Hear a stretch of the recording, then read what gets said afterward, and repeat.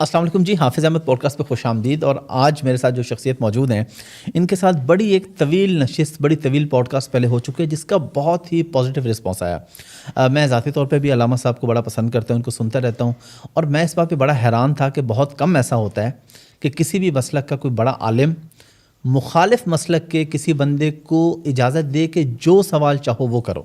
میں نے last time بڑے سخت سوالات پوچھے لیکن بڑے رسپیکٹ کے ساتھ، بڑے تحمل کے ساتھ میں نے پوچھے، اور علامہ صاحب نے اس سے زیادہ تحمل اور عزت کے ساتھ ان تمام سوالات کے جواب دیے جو ہم نے کہا جی آپ پہ یہ بھی الزام ہے، آپ پہ یہ بھی الزام ہے. تو ایسے بہت کم لوگ ہیں جو بین المسالک ہم آہنگی، بین المذاہب ہم آہنگی کی بات کرتے ہیں، نفرتوں کی بات نہیں کرتے، مل بیٹھنے کی بات کرتے ہیں. اور ہم نے بھی جب لاسٹ ٹائم آئے علامہ صاحب کے پاس، ہم نے کھانا کھایا جی. بالکل آج ان سے سوال بھی کریں گے کہ کیا شیعہ سنی کا اور سنی شیعہ کا کھانا کھا سکتے ہیں. میں نے تو کھایا بھائی، اور بڑا پرتکلف کھایا، اور آج بھی ہم انشاءاللہ کھانا کھا کے جائیں گے. میں موجود ہوں عالم اسلام کی بڑی شخصیت شیعہ عالم جناب علامہ جواد نقوی صاحب کے ساتھ. علامہ صاحب بہت شکریہ آپ کے وقت کا. آپ کو جامع عروۃ الوثقیٰ میں تشریف فرمائی پر خوش آمدید کہتے ہیں، اور دوبارہ آپ نے ہمیں موقع دیا ہے کہ پھر آپ نے پوڈ کاسٹ پہ جو پبلک کے سوالات ہیں یا خود اپنے ہیں یا جو بھی آگاہی کے لیے عوام کی موجودہ حالات کے اندر ضروری ہے موقع دیا. آپ کا شکریہ ادا کرتے ہیں اور آپ کے لیے دعا گو ہیں کہ قوم و ملت کی آگاہی کے لیے اور ان کے دلوں کو جوڑنے کے لیے آپ کی کاوشیں اللہ توفیق دے اور جاری رہیں، اور اس کا اجر عظیم اللہ دے آپ کو انشاءاللہ. آمین. علامہ صاحب بہت شکریہ. کافی سارے سوالات ہیں. سب سے پہلے میں آپ سے یہاں سے شروع کرنا چاہوں گا. پچھلی جو میں نے پوڈ کاسٹ کی اس پہ یقیناً زیادہ تر لوگوں کا تو پازیٹیو ہی رسپانس تھا. کچھ لوگوں نے جو ہمارے مسلک کے تھے، اہل سنت کے، انہوں نے مجھے تنقید کا نشانہ بنایا کہ آپ رافضیت کو پروموٹ کر رہے ہیں. اور دوسری طرف کچھ اہل تشیع ہمارے بھائیوں نے آ کے کمنٹ کیے کہ یہ علامہ صاحب سنی ہیں، یہ شیعہ ہیں ہی نہیں، ان کا ہمارے ساتھ کوئی تعلق نہیں ہے، تو تم نے اگر شیعہ پہ کوئی بات کرنی ہے تو فلاں عالم سے یا کسی اور عالم سے کرو. تو میں جاننا چاہ رہا ہوں کہ آپ ذرا بتا دیں کہ آپ شیعہ ہیں کہ سنی ہیں. بسم اللہ الرحمن الرحیم. میں تو مسلمان ہوں سب سے پہلے، جیسا قرآن کریم کا حکم ہے ہمیں، اور جیسا رسول اللہ صلی اللہ علیہ وآلہ وسلم نے اور حضرت ابراہیم خلیل علیہ الصلاۃ والسلام نے فرمایا ہے کہ خدایا میری ذریت میں سے امت مسلمہ قرار دے. اور ہمیں قرآن بار بار کہتا ہے لا تموتن الا وانتم مسلمون، مرو تو مسلم مرو، تم جیو تو مسلم جیو. تو یہ ہمارے لیے سعادت ہے کہ اللہ نے ہمیں مسلمان ہونے کی توفیق دی ہے. اور مسلمانوں میں بھی پھر ہمیں اللہ تبارک و تعالیٰ نے شیعہ سے مراد یعنی اہل البیت علیہ السلام کے پیروکار اور امیر المومنین علی ابن ابی طالب علیہ الصلاۃ والسلام کی پیروی کی توفیق دی ہے. اور جو مسلک خالص اہل البیت کا ہے، امیر المومنین کا ہے، وہ ہمیں اللہ تبارک و تعالیٰ نے اس کی ہدایت رہنمائی کی ہے. ہم اس پہ شکر گزار ہیں اللہ تبارک و تعالیٰ کے. اب لوگ جو ہمیں سمجھتے ہیں ذرا وہ تو لوگوں کی رائے ہو جاتی ہے. کچھ ممکن ہے ہمیں مسلم ہی نہ سمجھتے ہوں، کچھ ممکن ہے ہمیں شیعہ نہ سمجھتے ہوں، کچھ مسلم ہیں، کچھ ممکن ہے ہمیں مختلف لوگوں کی جتنی ذہنیتیں ہیں، آراء ہیں، اتنے ان کے اقوال ہیں. اب ہم ان کے ذہنوں میں تو جا کر نہیں صفائی کر سکتے، تو وہ تو خود ان کا اپنا فریضہ ہے. جس طرح سنیوں میں ہیں کہ دیوبندی ہیں، بریلوی ہیں، یہ اہل حدیث اپنے آپ کو جو بھی اگر اہل سنت کہتے ہیں، تو اس طرح شیعہ میں بھی کوئی ڈفرینٹ مذاہب ہیں، ڈفرینٹ مسالک ہیں. شیعہ میں بھی ہیں اسی طرح سے. آگے ذیلی فرقے کہہ لیں یا شاخیں یا سوچ کا فرق ہے.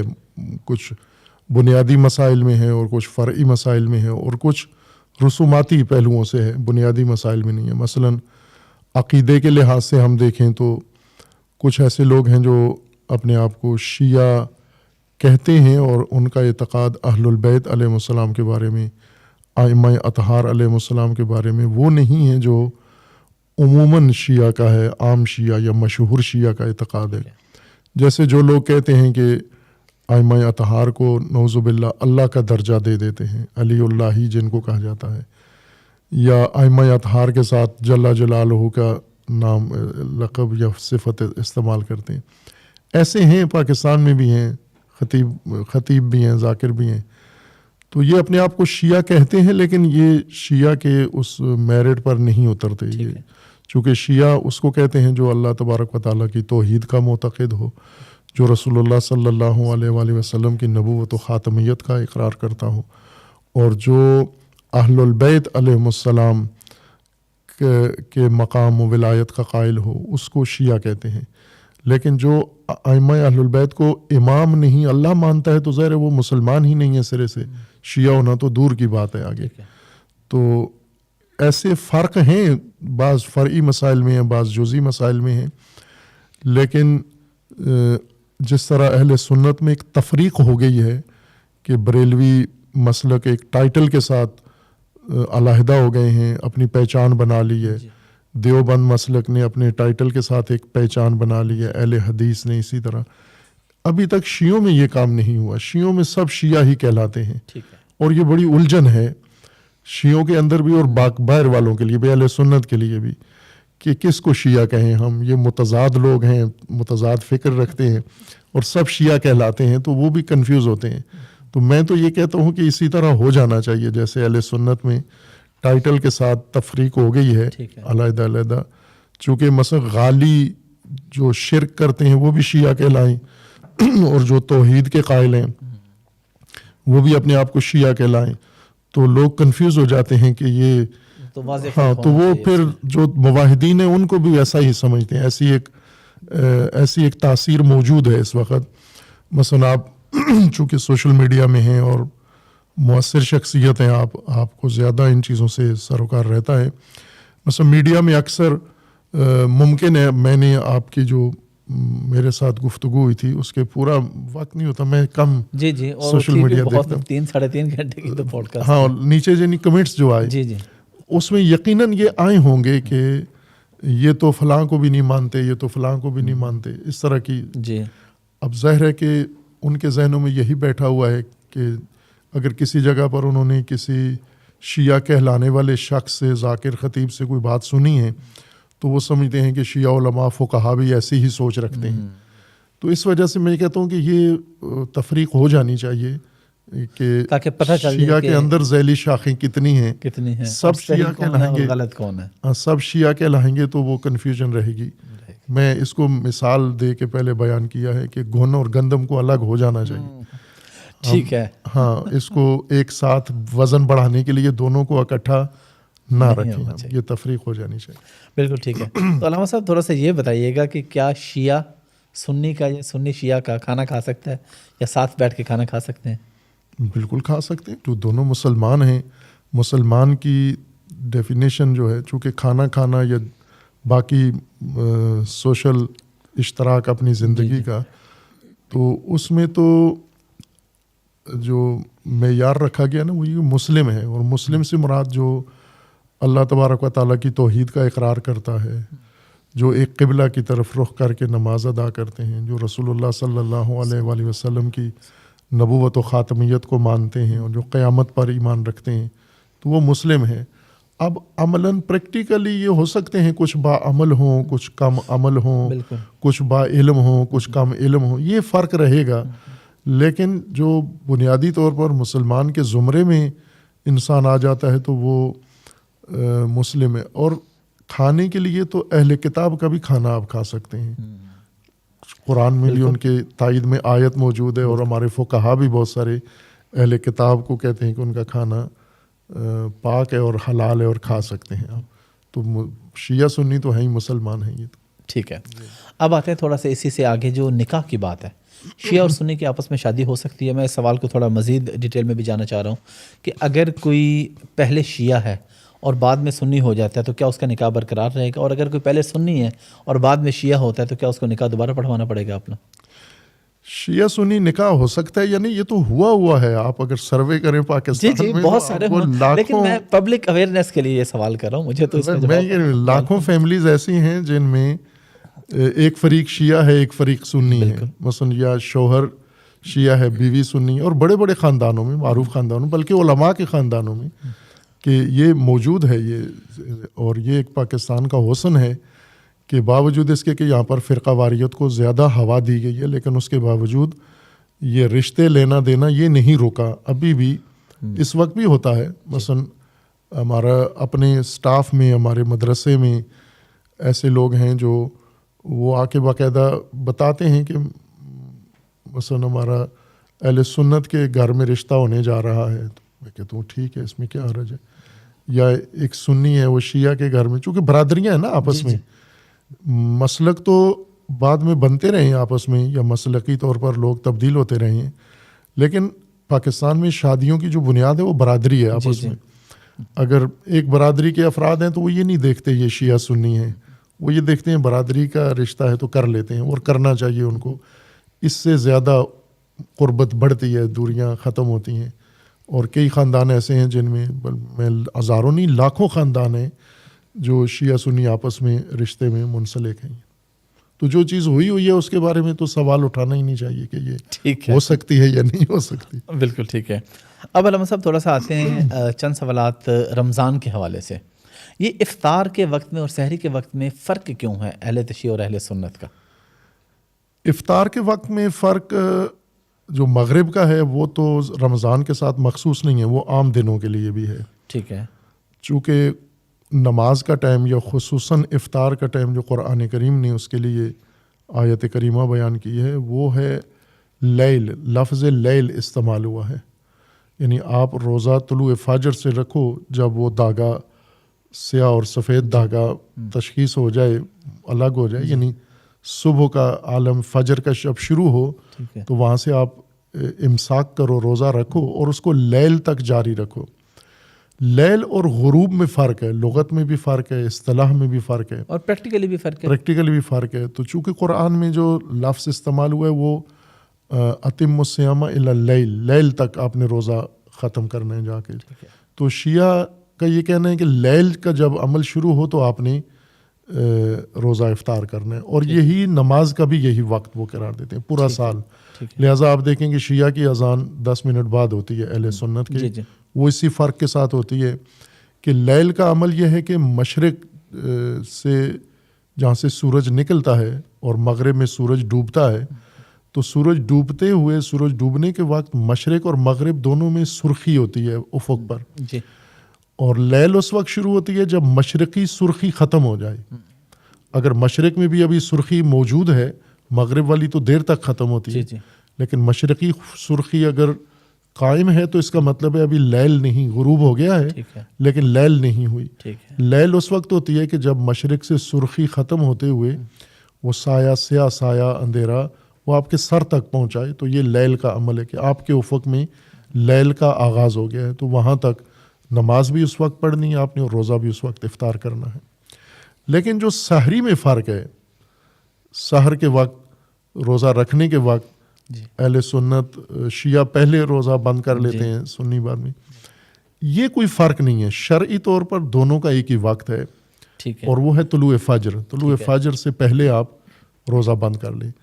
احتیاط کے طور پر، محض احتیاط کے طور پر، چونکہ وقت کی تشخیص پہلے بھی آج بھی مشکل ہوتی ہے. آج تو لوگ گھڑی دیکھ کے روزہ رکھتے ہیں، لیکن پہلے زمانے میں اس روشنی اور سیاہی دیکھ کر کرتے تھے. تو احتیاطاً یہ کہا گیا ہے کہ فجر سے چند منٹ پہلے آپ کھانا پینا چھوڑ دیں تاکہ آپ کو یقین ہو جائے کہ میں نے وقت کے اندر اندر روزہ بند کر لیا ہے. اور یہ نہ ہو کہ آپ اس گمان میں بیٹھے رہیں کہ ابھی وقت شروع نہیں ہوا جبکہ وقت شروع ہو گیا ہو. تو اس احتیاط کی وجہ سے انہیں کہا گیا کہ پہلے وقت آپ نے پہلے تھوڑا سا شروع کرنا. یہ احتیاط ہے. اگر کوئی کرتا ہے تو ظاہر ہے بہتر ہے، احتیاط ہر جگہ بہتر ہوتی ہے. لیکن اگر کوئی نہیں کرتا احتیاط، بالکل عین فجر کے وقت ہی روزہ بند کرتا ہے تو بھی ٹھیک ہے. احتیاطاً وہ احتیاطی عمل ہے. لیکن جو مغرب والا ہے یہ شرعی فرق ہے، یہ دونوں اس میں گنجائش نہیں ہے آپ. ہاں، اہل سنت کے ہاں غروب میں یار ہے کہ جو ہی سورج کی ٹکیا غروب ہو جائے، مغرب ہو جائے، تو آپ افطار بھی کریں، نماز بھی. لیکن شیعہ کہتے ہیں کہ وہ لیل کے وقت، اور یہ شیعہ نہیں بلکہ بعض اہل سنت کی بھی یہی رائے ہے کہ لیل کے وقت ہم روزہ بند کریں، روزہ کھولیں، اور نماز بھی لیل کے وقت شروع ہو جب لیل ہو جائے. ابھی ایک اور مسئلہ رمضان کے حوالے سے، تراویح کا اہل تشیع کے ہاں کیا کانسیپٹ ہے؟ تراویح نافلہ نماز ہے ماہ رمضان کی. سال بھر میں مختلف نافلہ نمازیں ہیں جو مسنون ہیں، رسول اللہ صلی اللہ علیہ وآلہ وسلم نے خود بھی پڑھی ہیں اور صحابہ کو بھی بتایا ہے، انہوں نے بھی پڑھی ہیں، اور اہل البیت علیہ السلام سے بھی مروی ہیں کہ یہ مسنون یا نافلہ نمازیں اہل البیت نے بھی بیان کی ہیں. اس میں خصوصیت کے ساتھ ماہ مبارک رمضان کی نافلہ نمازیں زیادہ ہیں باقی ایام سال سے. تو یہ نافلہ نمازیں، نافلہ نمازوں میں یا جنہیں ہم مستحب کہتے ہیں فقہی اصطلاح میں، ان میں حکم یہ ہے کہ آپ نافلہ نماز پڑھیں لیکن اس کو باجماعت نہیں پڑھ سکتے آپ. ٹھیک ہے. ہاں، یہ مشروع نہیں ہے، جائز نہیں، چونکہ رسول اللہ صلی اللہ علیہ وآلہ وسلم نے کوئی نماز مستحب باجماعت نہیں پڑھائی اور نہ حکم دیا ہے. واجب نمازوں میں جماعت ہوتی ہے، نافلہ میں جماعت، نماز جماعت نہیں ہوتی. یہ فرق ہے اس میں. ورنہ یہ مستحب نمازیں شیعہ میں بھی ہیں، اہل سنت میں بھی ہیں. شیعہ میں انفرادی پڑھنی ہے، اچھا، باقاعدہ تراویح کا اہتمام نہیں ہوتا جماعت کے ساتھ نہیں پڑھنی. ٹھیک ہے.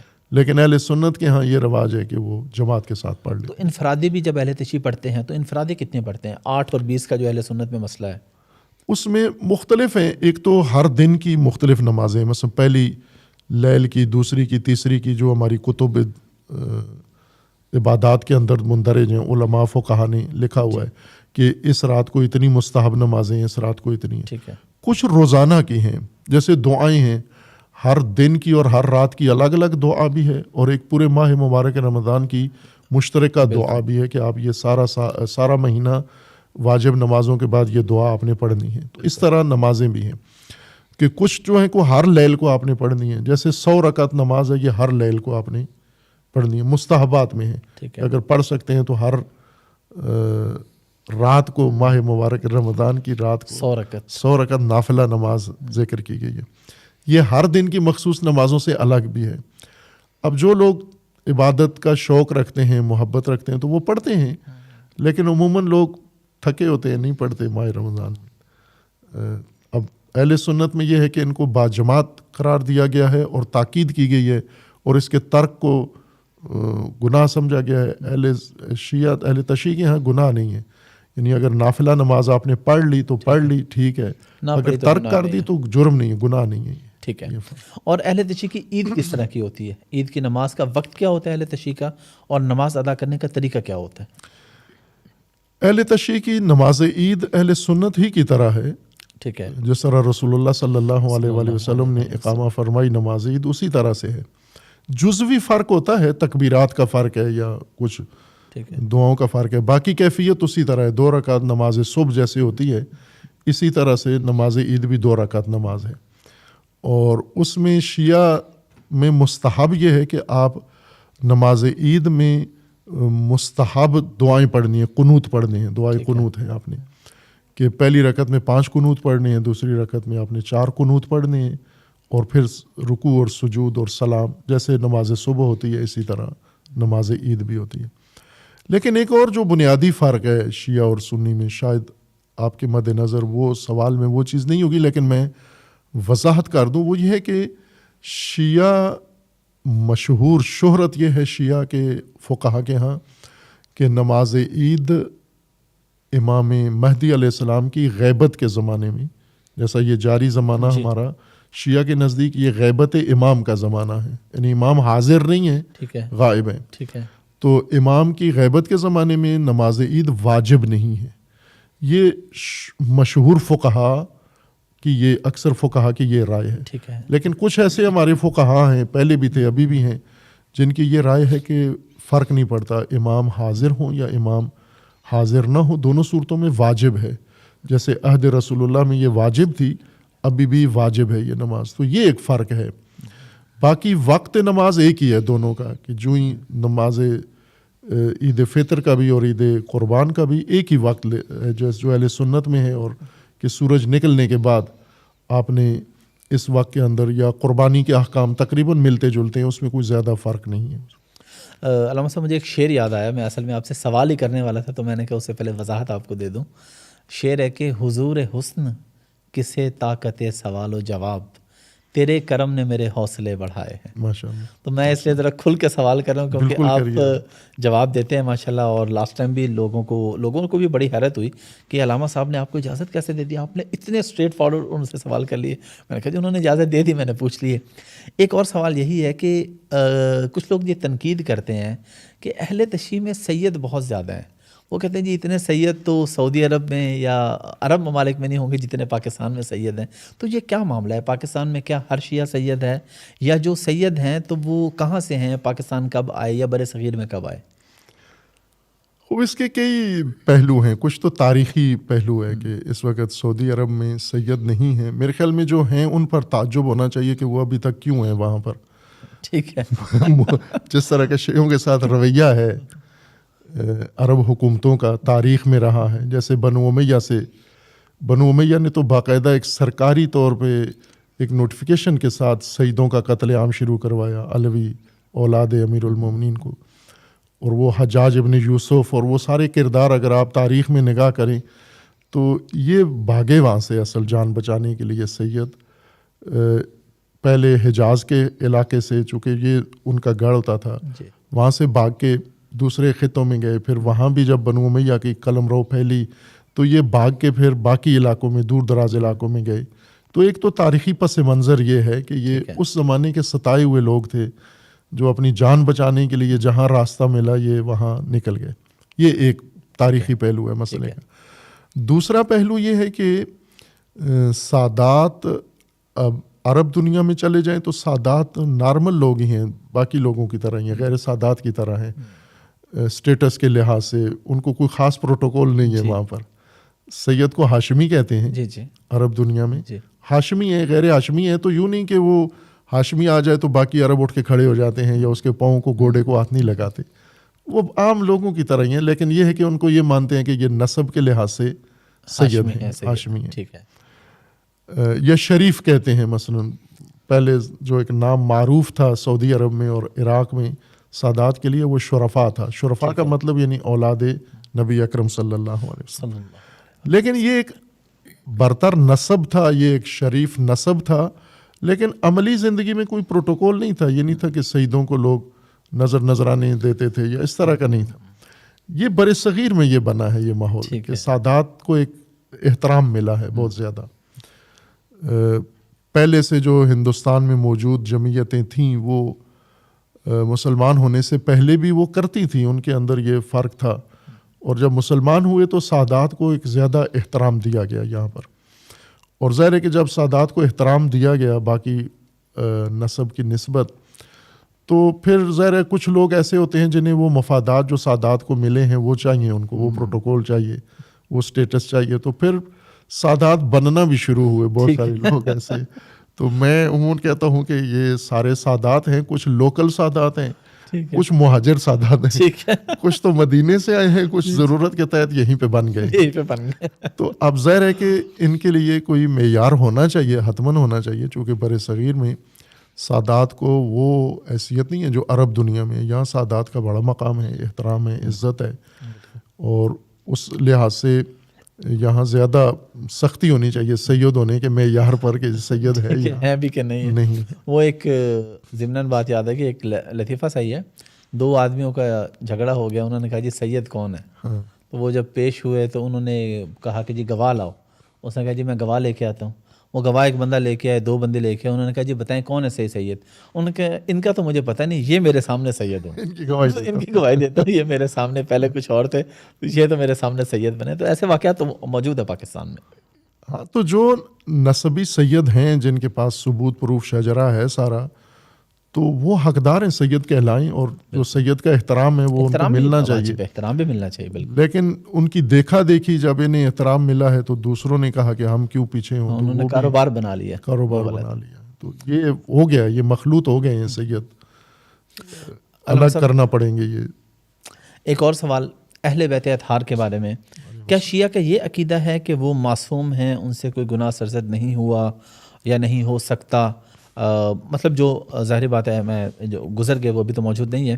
اور اہل سنت کے ہاں یہ عقیدہ ہے کہ صرف انبیاء معصوم ہیں, غلطیوں سے پاک ہیں. اس بارے میں آپ کا کیا عقیدہ ہے؟ اہل البیت سے مراد ایک تو یہ ہے نا کہ امیر المومنین اور حضرت سیدہ زہرا سلام اللہ تعالیٰ علیہا کی جو اولاد ہے ان کو ایک عام معنی میں اہل البیت کہا جاتا ہے. جی بالکل. ایک خاص معنی اہل البیت کا یہ ہے کہ جن کو عموماً آپ نے یہ اصطلاح شیعہ کی سنی ہوگی, 14 معصومین, 14 معصوم ہیں. جی بالکل.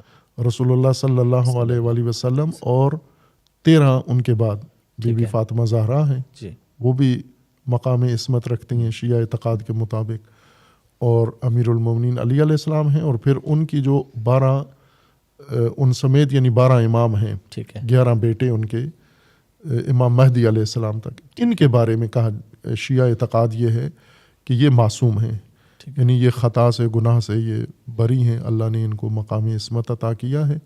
لیکن جو ان کی اولادیں ہیں یا ان کے باقی بھائی ہیں یا ان کے باقی رشتہ دار ہیں، ان کے بارے میں نہیں کہتے، عصمت ان کے بارے نہیں، صرف جو امام ہے۔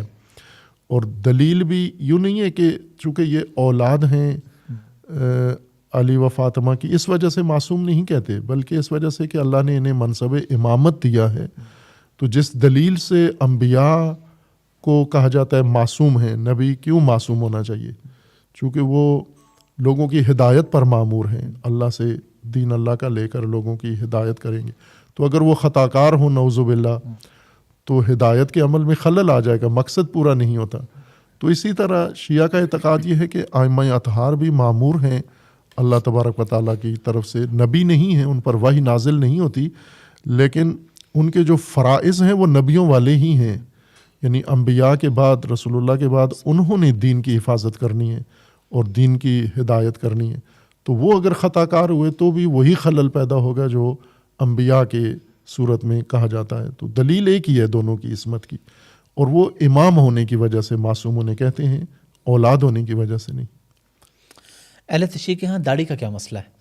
اہل سنت کے ہاں بھی اختلاف پایا جاتا ہے کہ چھوٹی داڑھی کو بھی داڑھی کنسیڈر کیا جاتا ہے، 40 قدم سے جو نظر آئے وہ داڑھی ہے، لیکن عام قول یہ ہے کہ نہیں، ایک مشت داڑھی ہونی چاہیے۔ ہم اہل تشیع میں زیادہ تر چھوٹی داڑیاں دیکھتے ہیں، لیکن آپ کی داڑھی مکمل ہے ماشاءاللہ، تو اس کا مسئلہ کیا ہے؟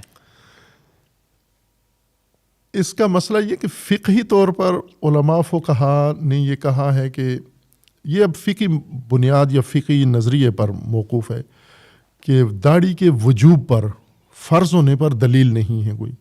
یہ بعض اہل سنت فقہا کا بھی ہے کہنا، اور شیعہ فقہا کا بھی بعض کا یہ کہنا ہے کہ داڑھی کے واجب ہونے، ہم واجب کہتے ہیں، آپ فرض کہتے ہیں، کہ اس کے فرض ہونے پر کوئی دلیل نہیں ہے۔ اور دوسری طرف سے کہتے ہیں لیکن سنت ہے یہ، چونکہ حضور کی داڑھی تھی، ریش تھی، اور صحابہ اہل البیت کی سب کی تھی، تو سنت ہے۔ یہ اس وجہ سے ہے کہ دلیل کے طور پر فقہ میں جو احکام شرعیہ کے لیے دلیل کے طور پر پیش کیا جاتا ہے نا، وہ فرمان ہے رسول اللہ کا، کہ اگر رسول اللہ نے کہیں فرمایا ہے یہ واجب ہے تو واجب ہے وہ، لیکن اگر فرمایا نہیں ہے، کیا ہے، تو اس کو نہیں ہم کہہ سکتے کہ یہ واجب ہے۔ یہ ایک مبنی ہے۔ جیسے آج کل ایک صاحب اس طرح کی بنیادیں زیادہ بیان کر رہے ہیں کہ یہ احادیث میں جو کچھ بیان ہوا ہے، یا جیسے کہا جاتا ہے نا کہ سنت کی ڈیفینیشن کیا ہے، تو سنت انہوں نے ایک نیا معنی کر کے سنت کا دکھایا ہے، جبکہ پہلے شیعہ سنی دونوں کے درمیان متفق علیہ یہ نظریہ تھا کہ سنت کہتے ہیں نبی کے فرمان کو، نبی کے فعل کو، اور نبی کی خاموشی کو، کہ اگر کوئی اور فعل کر رہا ہے اور وہ دیکھ رہے ہیں اور خاموش رہے ہیں تو یہ بھی سنت ہے۔ یہ جو انہوں نے تائید کی ہے خاموش رہ کر، یہ خاموش تائید بھی سنت ہے، یہ اس کو تقریر کہتے ہیں۔ بالکل۔ تو انہوں نے آ کر کہا کہ نہیں، یہ سنت نہیں ہے۔ اب جو لوگ اس 3 چیزوں کو سنت مانتے ہیں کہ جو نبی نے کیا ہے، جو نبی نے فرمایا ہے، اور جو نبی نے تائید کی ہے جس عمل کی، تو اگر ان تینوں کو سنت کہتے ہیں تو رسول اللہ صلی اللہ علیہ وسلم نے داڑھی رکھی تھی، اور کسی کو جنہوں نے داڑھی رکھی تھی ان سے کسی سے منڈوائی بھی نہیں ہے، اور ایک بھی ہمیں نمونہ اہل البیت پہ بھی نہیں ملتا کہ کسی نے داڑھی منڈوائی ہو یا چھوٹی داڑھی رکھی ہو۔ داڑھی کا معیار یہ ہے کہ عام دیکھنے والا آدمی کہے کہ یہ داڑھی ہے، کوئی معین سائز نہیں ہے کہ کتنی، ایک مٹھ ہونی چاہیے، اس سے کم ہونی چاہیے، زیادہ ہونی چاہیے۔ اب اہل حدیث میں دیکھیں وہ بہت لمبی داڑھی ارسال لحیہ کرتے ہیں، بعض ہیں جو چھوٹی رکھتے ہیں درمیانی، بعض بالکل چھوٹی کر دیتے ہیں۔ تو یہ ایک متاخر زمانے میں یہ پہچان بن گئی ہے کہ شیعہ کی چھوٹی داڑھی ہوگی، دیوبندی کی درمیانی ہوگی اور اہل حدیث کی لمبی ہوگی. یہ ہمارے اپنے داڑھی کے سائز ہے جو ہم نے فرقوں کے لحاظ سے بنا لی ہے. شریعت میں یہ ہے کہ داڑھی ہونی چاہیے اور اتنی ہونی چاہیے کہ عام دیکھنے والا کہے کہ یہ داڑھی ہے. وہ یہ نہ کہ شیپ ہوئی ہے یا چند. اور اگر زیادہ تسلی کرنا چاہتا ہے تو داڑھی اتنی ہونی چاہیے جتنی رسول اللہ صلی اللہ علیہ وآلہ وسلم کی اور جتنی اہل البیت علیہ السلام کی جو داڑھی تھی. تو پھر مطابقت ہو جاتی ہے انسان کی عمل کے ساتھ. ابھی چند دن پہلے ایک میں اپنے گفتگو میں لیکچر میں یہ کہا تھا, شاید اسی ہفتے میں ہی کہا تھا, کہ ہم اہل البیت کے پیروکاروں کو دیکھیں, صحابہ کے پیروکار اور اہل البیت کے پیروکاروں کو دیکھیں تو یہ عملی تصویر نظر نہیں آتے اہل البیت کی. میں نے مثال دی, مثلا سکھوں کو دیکھیں, یہ اپنے پیشوا کی عملی تصویر نظر آتے ہیں. شکل بھی ایسی ہوتی ہے, ان کا حلیہ بھی وہی ہوتا ہے, ان کا زندگی کا انداز بھی وہی ہوتا ہے سکھوں کا. یہ اپنے پیشوا کی عملی تصویر ہوتے ہیں. مثلا کسی بھی سکھ کو دیکھیں, ساتھ گرو نانک کی تصویر رکھیں تو فرق کرنا مشکل ہو جاتا ہے کہ ان میں پیشوا کون ہے اور پسوا کون ہے. دونوں ایک جیسے لگتے ہیں. لیکن صحابہ کے پیروکار دیکھیں اور صحابہ کی تصویر ساتھ رکھیں تو یہ نہیں, ان سے ملتے جلتے نہیں لگتے. اور اسی طرح اہل البیت کے پیروکار دیکھیں اور اہل البیت کے شخصیات کو دیکھیں تو ملتے جلتے نہیں ہوتے. چونکہ اہل البیت کی جو سیرت کتب کے اندر بیان کی گئی ہے وہ یہ ہے کہ وہ حلیہ بھی ان کا بہت ہی اعلیٰ حلیہ رسول اللہ صلی اللہ علیہ وآلہ وسلم والا حلیہ تھا, اور ان کا انداز زندگی بھی رسول اللہ صلی اللہ علیہ وآلہ وسلم والا تھا. تو اب ان کے پیروکار کا بھی ویسے ہی ہونا چاہیے, حلیہ بھی وہی ہونا چاہیے اور ان کا انداز زندگی بھی وہی ہونا چاہیے. قانون تو یہ ہے, قاعدہ یہ ہے, لیکن انہوں نے اپنے لیے راستے نکال لیے ہیں. فقہا نے مدد کی ہے ان کی کہ یہ دلیل کوئی نہیں ہے, اس کے اوپر آیت نازل نہیں ہوئی, نص نہیں ہے. نص سے بڑی ثبوت ہے کہ رسول اللہ کی سیرت موجود ہے, اس سے بڑی نص اور کیا چاہیے کہ حضور نے یہ کیا ہے. بے شک. اور تو پھر ہمیں اسی طرح ہونا چاہیے, وہی تصویر بننا چاہیے ہمیں عملی طور پر. بالکل ٹھیک ہے. ابھی جب میں آپ کی طرف آ رہا تھا تو باہر کی دیوار پہ ڈفرینٹ اقوال وہاں پہ آپ نے لکھوائے ہوئے ہیں. ان میں یہ تھا کہ جب فرقہ واریت پھیلانے والے اکٹھے ہو سکتے ہیں اور نفرتیں پھیلا سکتے ہیں تو وحدت امت کی بات کرنے والے اکٹھے کیوں نہیں ہو سکتے؟ یہی میرا آپ سے سوال ہے. یہ تو ایک درد ہے, سمجھو بہت بڑا درد ہے یہ, کہ آج ہم پوری دنیا میں دیکھیں اگر تو دشمن سارے ایک ہیں. اسی طرح ہم قرآن کریم کے اصولوں کو دیکھیں جن میں سے وحدت امت ہے. امت قرآن نے جو ہمارے لیے سماجی ڈھانچہ تجویز کیا ہے اللہ تبارک و تعالیٰ نے کہ یہ آپ کو اختیار کرنا ہے, وہ امت ہے, وہ فرقہ نہیں ہے. بالکل. لیکن ہم اس کی طرف بالکل رغبت نہیں رکھتے, نہ ہمارے علماء متاسفانہ رغبت رکھتے ہیں اور پھر نہ ان کے پیچھے پیروکار اس طرف رغبت رکھتے ہیں. اور فرقہ بنا کر اور دوسرے فرقے کے مقابلے میں آنا یہ اپنے لیے بڑا ایک اہم اعزاز سمجھتے ہیں, فخر کرتے ہیں اس کے اوپر. جبکہ ہمیں قرآن کہتا ہے کہ نہ, لا تفرقوا, یہ کام نہیں کرنا. جو چیز تمہیں جدا کرے, فرقہ ڈالے, تفرقہ ڈالے, وہ نہ کرو آپ, بلکہ آپ ایک ہو جاؤ, اکٹھے ہو جاؤ, امت واحدہ بنو. وَلْتَكُمْ مِنْكُمْ أُمَّةٌ, امت بنو تم. اور امت شکن ہر کام وہ جرم ہے, وہ حرام ہے, لیکن اس کی قباحت ختم ہو گئی ہے. ہم نے اتنا فرقہ بازی کی ہے کہ مقدس کام ہو گیا ہے فرقہ بازی کرنا, تفرقہ ڈالنا, یہ ایک بڑا مقدس فریضہ بن گیا ہے. اور ہر فرقے کا جو فرقہ باز اور تفرقہ انداز آدمی ہے وہ ہیرو ہے اس فرقے کا. بالکل. اور اس فرقے کے اندر اگر کوئی وحدت و امت کی بات کرتا ہے تو وہ معتوب ہے, ان کے عتاب کا شکار ہوتا ہے, اس کے اوپر شک کرنے لگتے ہیں کہ یہ ہے صحیح ہے بھی ہے یا نہیں, کسی اور کے ساتھ ملا, کسی اور کے ساتھ ملا ہوا ہے. تو یہ تو ایک بہت بڑا درد ہے کہ آپ کے دشمن ایک ہو جاتے ہیں تو آپ کیوں ایک نہیں ہو سکتے؟ رکاوٹ کیا ہے آپ کو؟ جبکہ حکم اللہ تبارک و تعالیٰ کا یہ ہے کہ آپ ایک ہو جائیں, اور ایک ہونا چاہیے ہمیں. اس کے بارے میں کوئی گنجائش نہیں ہے جو ہم وحدت ختم کر کے جو بھی شکل بنا لیں, اس کی کوئی گنجائش نہیں ہے ہمارے پاس. ہمیں امت ہی کے لوا کے نیچے چلنا ہوگا. جو اللہ نے ہمارے لیے نظام مقرر کیا راستہ, وہی ہمیں اختیار کرنا ہوگا. امت کے متبادل راستہ اللہ نے کوئی تجویز نہیں کیا. جیسے صراط مستقیم کے متبادل کوئی راستہ نہیں ہے, امت کے متبادل بھی کوئی شکل, کوئی شیپ, کوئی چیز ہمارے لیے جائز نہیں ہے. اس کو ہمیں کافی محنت کی ضرورت ہے. جس طرح ہمارے ملک میں الحمدللہ چند شخصیات ہیں جو اس کام کو ترویج کرتے ہیں, امت سازی اور امت کو جوڑنے کا کام کرتے ہیں, محبتیں پھیلاتے ہیں, لیکن یہ مزید زیادہ ضرورت ہے, شدت کے ساتھ اس کی ضرورت ہے, ہونا چاہیے. علامہ صاحب, پچھلے دنوں مدارس بل کا کافی مسئلہ رہا ہمارے ملک میں, اور اس میں ہم نے آپ کو بھی دیکھا, باقی بھی علماء اکٹھے تھے, تو کچھ ایک خاص طبقہ ہے جنہوں نے کہا جی یہ سارے جو ہیں یہ تو سرکاری علماء ہیں, ایسے بھی تنقید کا سامنا کرنا پڑا. بیسیکلی میں جاننا چاہ رہا ہوں کہ مدارس بل یا ایکٹ یا رجسٹریشن یہ ہے کیا, اور اس کا مسئلہ کیا ہے وزارت تعلیم کے ساتھ یا وزارت صنعت و تجارت کے ساتھ, جو بھی لوگ اس کے بارے میں کہہ رہے ہیں, ہونا کیا چاہیے؟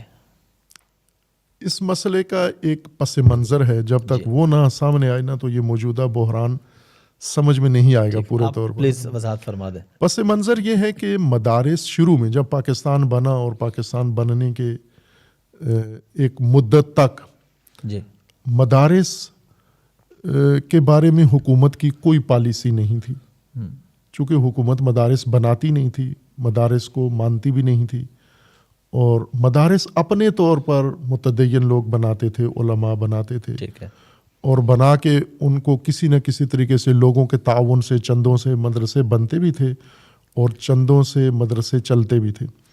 اور وہ چندہ اسکیم آپ تو اس وقت مجھے یاد ہے بچپن میں ہم نے دیکھا یہ مدرسوں کا حال, بلکہ اسی وجہ سے میرا مدرسے میں آنا ایک دشوار عمل تھا بہت, چونکہ مدرسوں کی شہرت اچھی نہیں تھی.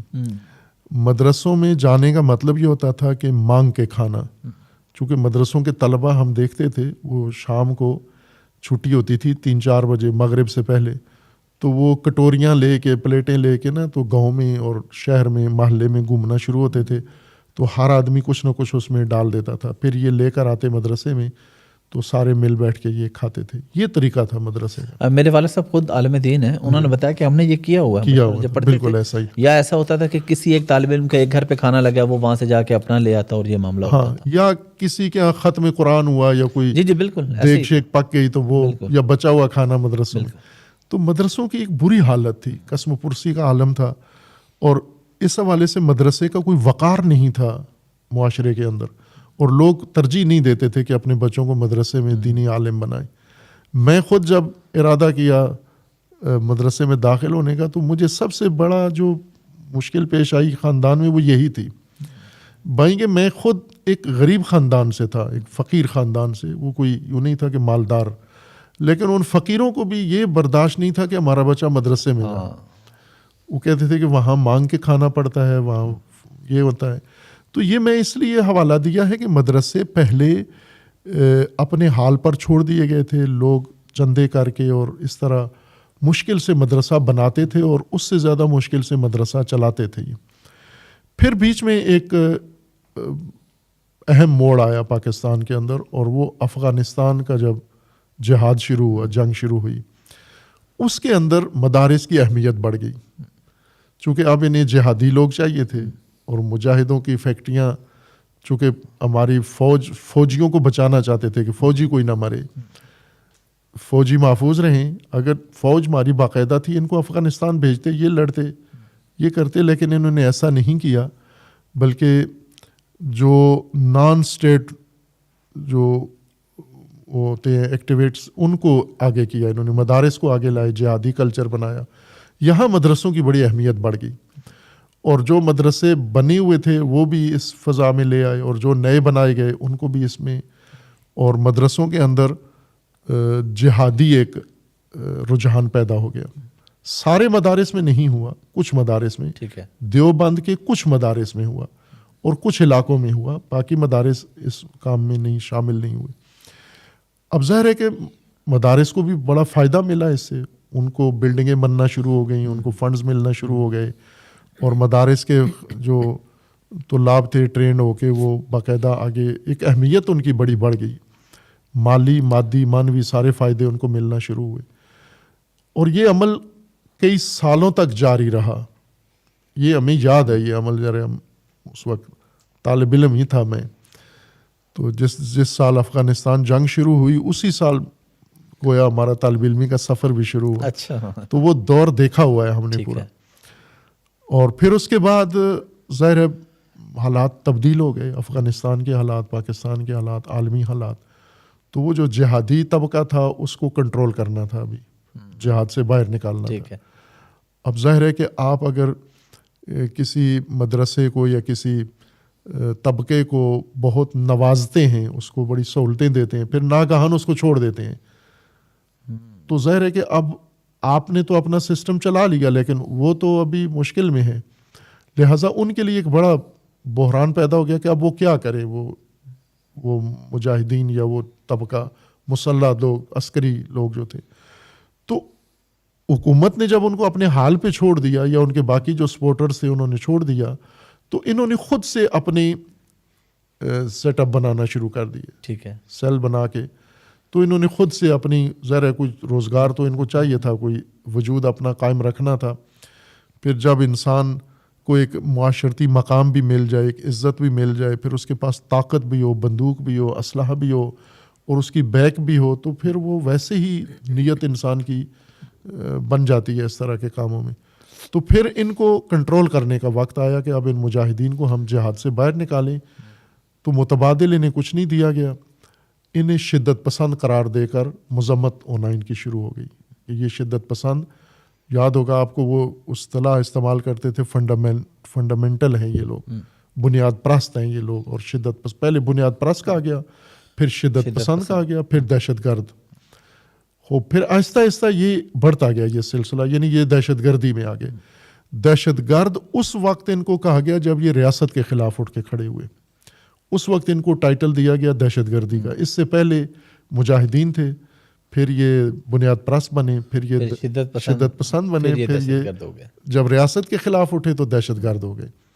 اب ان کو دہشت گردی کو کنٹرول کرنا خود پاکستانی ریاست کا بھی ایک چیلنج بن گیا. عالمی اداروں نے، بعض ملکوں نے پاکستان کے لیے، خصوصاً بھارت نے یہ موقع سے فائدہ اٹھایا پاکستان کی اس کمزوری سے، کہ انہوں نے عالمی اداروں میں اپنا اثر رسوخ بڑھا کر پاکستان کو ایک دہشت گردی کی حامی ریاست قرار دیا.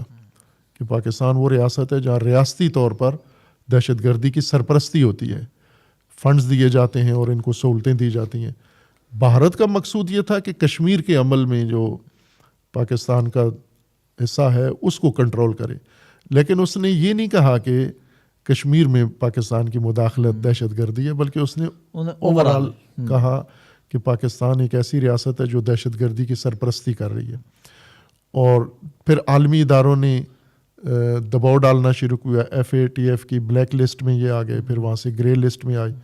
گرے لسٹ میں یعنی لٹکا ہوا ہے معاملہ ان کا کہ آپ دہشت گردی کنٹرول کریں. دہشت گردی کنٹرول کرنے کے لیے اب بھی موجود ہے، ریکارڈ پہ نیٹ پر بھی موجود ہے. FATF نے ان کو 34 نکات لکھ کے دیے، ٹھیک ہے، کہ یہ 34 نکات، یہ پوائنٹ آپ پورے کریں گے. ان 34 نکات میں یہ بھی شامل تھا کہ دہشت گردی کے جو مراکز ہیں جہاں دہشت گردی ہوتی ہے وہ مدارس ہیں آپ کے. پھر حکومت نے وقف کا ایک قانون بنایا، چونکہ اوقاف بھی انہوں نے کہا کہ دہشت گردی میں استعمال ہوتا ہے. اسی طرح مدارس دہشت گردی میں استعمال ہوتے ہیں، مساجد دہشت گردی میں استعمال ہوتی ہیں. تو یہ ساری چیزیں عالمی اداروں نے ان کو لکھ کے دیا کہ یہ 34 پوائنٹ آپ پورے کریں. اور ان میں پھر انہوں نے، ایک تو اندرونی ہماری مشکل تھی کہ ریاست کو خود دہشت گردی کنٹرول کرنی تھی، چونکہ ان لوگوں کا رخ ریاست کی طرف مڑ گیا تھا. اور دوسری طرف سے عالمی اداروں نے دباؤ ڈالنا شروع کیا، تو انہوں نے پھر سنجیدگی اختیار کی کہ ہم دہشت گردی کو کنٹرول کرتے ہیں. دہشت گردی کا کنٹرول کے لیے مدارس کو کنٹرول کیا جائے. لہٰذا مدارس جو پہلے شروع میں بالکل ہی قسم پرسی میں تھے، کوئی پرسان حال نہیں تھا، کوئی ایکٹ نہیں تھا، کوئی پالیسی نہیں تھی، کوئی حکومت کی طرف سے کچھ بھی نہیں تھا، آزاد اپنے حال پہ چھوڑے ہوئے. جیسے بیکاری ہوتے ہیں نا، مانگ رہے ہیں تو حکومت پر بوجھ نہیں ہے، خود مانگ کے اپنا پیٹ بھر لیتے ہیں. حکومت کہتی ہے ٹھیک ہے بھائی، تو ٹھیک ہے بھائی، ہم مانگ کے کھا رہے ہو تو کھاتے رہو، ہمیں نہ چھیڑتے ہو نہ ہماری طرف آؤ. لیکن جب افغانستان کی جنگ شروع ہوئی تو پھر مدارس کی اہمیت بڑھی، لیکن نہ سارے مدارس، کچھ کی.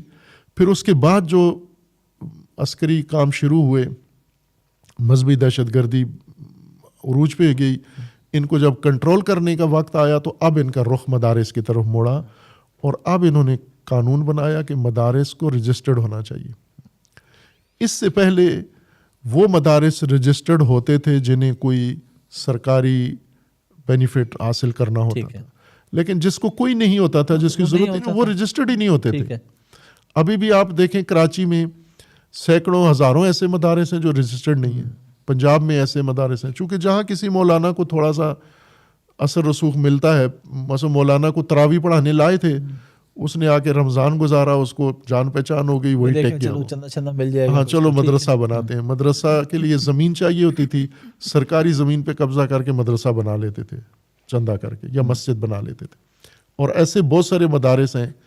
یہ ابھی دھیان نہیں ہے ہماری ریاست کا کہ مدارس کو تکلیف ڈسٹرب کرنے کا. ایک یہ بھی ہے کہ ان کی زمینیں دیکھو کہ کس کے نام کے, یہ تو سرکاری زمینوں پہ بہت سارے بنے ہوئے ہیں, تو یہ بھی ایک کر سکتے ہیں. میں دھیان نہیں ڈلوا رہا ان کا, لیکن بتا رہے ہیں اگر چاہیں تو یہ کر سکتے ہیں کہ سرکاری زمینوں پہ بنتے شروع ہو گئے. پھر جب انہیں کنٹرول کا وقت آیا اور خصوصاً انہیں لسٹ ملی باہر سے, تو انہوں نے کنٹرول کے لیے اب تدبیر سوچی کہ مدارس کو کسی کنٹرول میں رکھیں, اور اس کے لیے کہ پہلے یہ کہ رجسٹرڈ ہوں, یہ سارے رجسٹرڈ ہوں.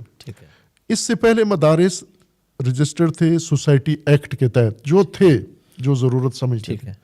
سوسائٹی ایکٹ میں اس طرح رجسٹرڈ نہیں ہوئے کہ حکومت کی پالیسی تھی کہ مدارس کے لیے قانون یہ ہے کہ سوسائٹی میں, بلکہ سوسائٹی ایکٹ آج بھی آسان ترین رجسٹریشن کا عمل ہے. ٹھیک ہے, آپ بھی اگر ٹرسٹ بنانا چاہیں تو مشکل بنے گی, کمپنی بنانا چاہیں تو مشکل بنے گی, کوئی اور لیگل آپ ڈھانچہ بنانا چاہیں, سب سے آسان ڈھانچہ سوسائٹی ہے. ٹھیک ہے, تو چونکہ یہ آسان تھا یہ عمل, لہٰذا لوگ اس کی طرف چلے. جن کو ضرورت محسوس ہوتی تھی سوسائٹی میں جا کے رجسٹر کروا کے پھر اس سے مدرسہ چلاتے تھے. ٹھیک ہے, اور سوسائٹی میں بھی مدرسہ رجسٹرڈ نہیں ہوتا تھا, مدرسہ بنانے والی ٹرسٹ یا انجمن رجسٹرڈ ہوتی تھی, مدرسہ پھر بھی ان رجسٹرڈ تھا. ٹھیک ہے, اب انہوں نے یہ قانون بنایا ہے 2019 میں کہ مدارس کو رجسٹریشن ہر مدرسے کو رجسٹرڈ ہونا پڑے گا, اور وہ وزارت تعلیم میں رجسٹرڈ ہونا پڑے گا, چونکہ تعلیمی ادارے اور یہ مدارس کے آپس میں, حکومت اور مدارس کے آپس میں مشاورت سے اور تفاہم سے ہوا,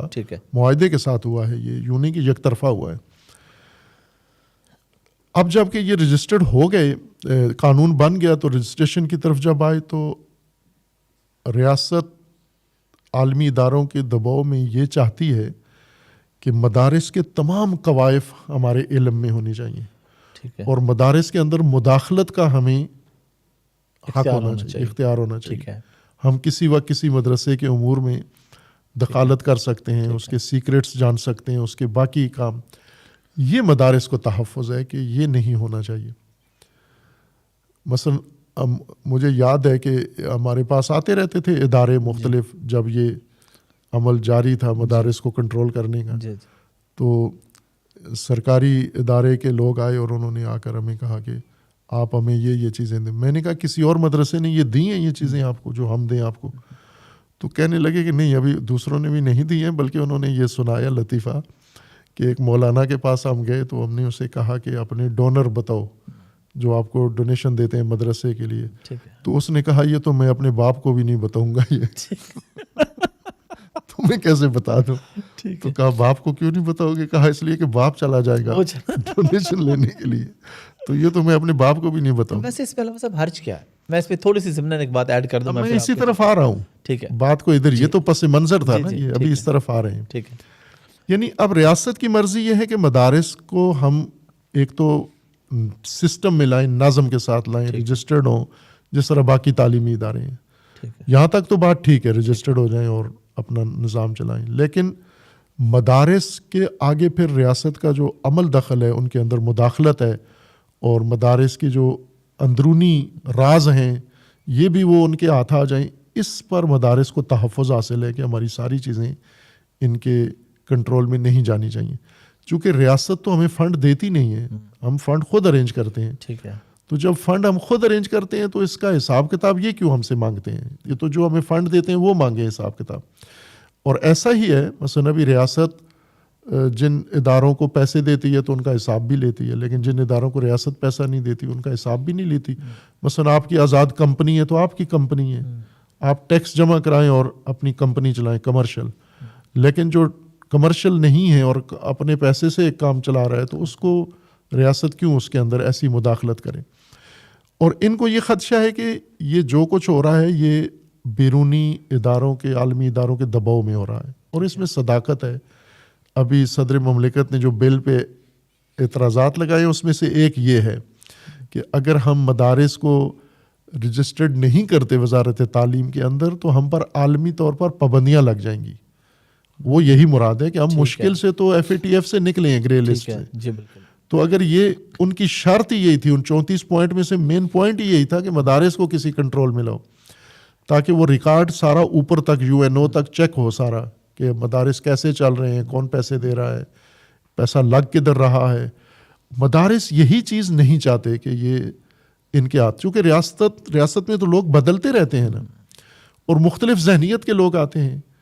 کبھی ضیاء الحق جیسا جرنیل آ جاتا ہے، کبھی پرویز مشرف جیسا جرنیل آ جاتا ہے. ایک جہادی جرنیل ہے، ایک لیبرل جرنیل ہے. تو وہ آتا ہے اور کشمیر میں جہاد شروع کرا دیتا ہے، یہ آتا ہے کشمیر سے سارے واپس بلا کے کشمیریوں کو جیل میں بند کر دیتا ہے. تو یہ تو ریاستی لوگ تو مثلا ابھی باجوہ صاحب تھے، وہ ان کا اپنا سٹائل تھا ایک. ابھی حافظ صاحب ہیں، ان کا ایک اپنا سٹائل ہے. بالکل. باجوہ صاحب کے چہیتے سارے ابھی جیل میں ہیں. ابھی حافظ صاحب اپنے سٹائل سے کام کر رہے ہیں. تو مدارس کو یہ ڈر ہے کہ حکومتی اور ریاستی افراد پالیسیاں بدلتی رہتی ہیں اور مدارس کا ایک پرانا نظام ہے، چل رہا ہے. تو رجسٹرڈ ضرور ہوں لیکن ایک محفوظ تحفظ بھی ہو مدارس کو، ان کے اندر یہ مداخلت نہ ہو. اصل بنیادی طور پر مدارس کا تحفظ یہ ہے جس کو وہ جرأت سے کہہ نہیں پا رہے، ریاست کے سامنے یہ موقف اپنا اظہار نہیں کر سکتے. اصل مشکل یہ ہے یہاں، ورنہ یہ نہیں ہے کہ ہم سوسائٹی ایکٹ میں جائیں یا ٹھیک ہے. اصل مسئلہ پیچھے، اصل مسئلہ یہ ہے آپ پیچھے. لوگ بھی اس میں اکٹھے تھے، بہت سے علماء میں نے دیکھے، آپ بھی تھے ان میں. جی جی. تو ابھی فیصلہ کیا ہو رہا ہے، کیا بن رہا ہے، مسئلہ کہاں پہ آ رہا ہے؟ یہ جو حکومت نے فیصلہ کیا نا کہ وزارت تعلیم کے اندر رجسٹرڈ ہو، یہ میری نظر میں بہترین فیصلہ یہی ہے کہ مدارس کی تعلیمی پہچان بنے. مدارس تعلیمی، جس طرح کالج یونیورسٹیاں ہیں وہ سارے کے سارے وزارت تعلیم کے اندر ہیں، تو یہ بھی وزارت تعلیم کے اندر ہونا چاہیے تھا، ان کو بھی اس کے قانون میں آنا چاہیے تھا. اور اس میں ان کو جو تعلیمی پہچان ملنی ہے، جو ان کو حقوق ہیں سارے ان کو دیے جائیں. جس طرح یونیورسٹیوں کا حال ہے وہی مدرسوں کا ہونا چاہیے. یعنی جس طرح HEC کے انڈر سارے یونیورسٹیاں ہیں، لیکن HEC کا ایک طریقہ کار ہے، زیادہ آگے نہیں آتے یونیورسٹیوں کے، پرائیویٹ یونیورسٹیوں کے امور میں آگے نہیں جاتے، اپنا جو قانون ہے، رولز ہیں ان کے اوپر رہتے ہیں. تو اسی طرح مدارس کا بھی رہنا چاہیے.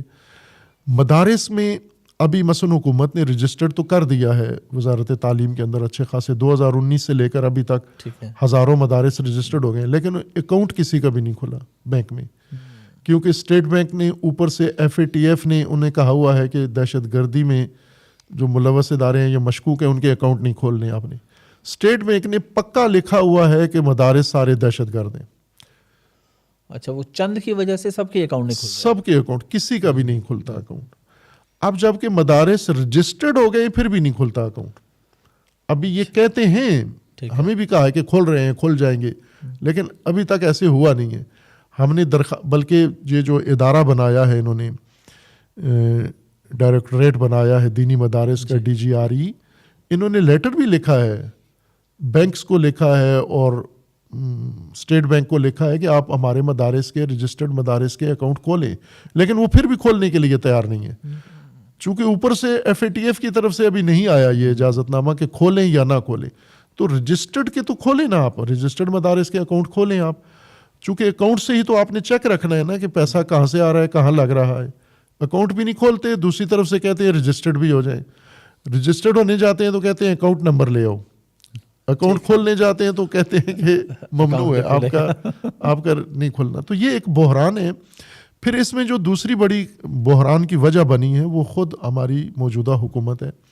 2019 میں انہوں نے یہ قانون بنایا ہے ایگزیکٹو آرڈر کے تحت کہ مدارس وزارت تعلیم میں رجسٹرڈ ہوں.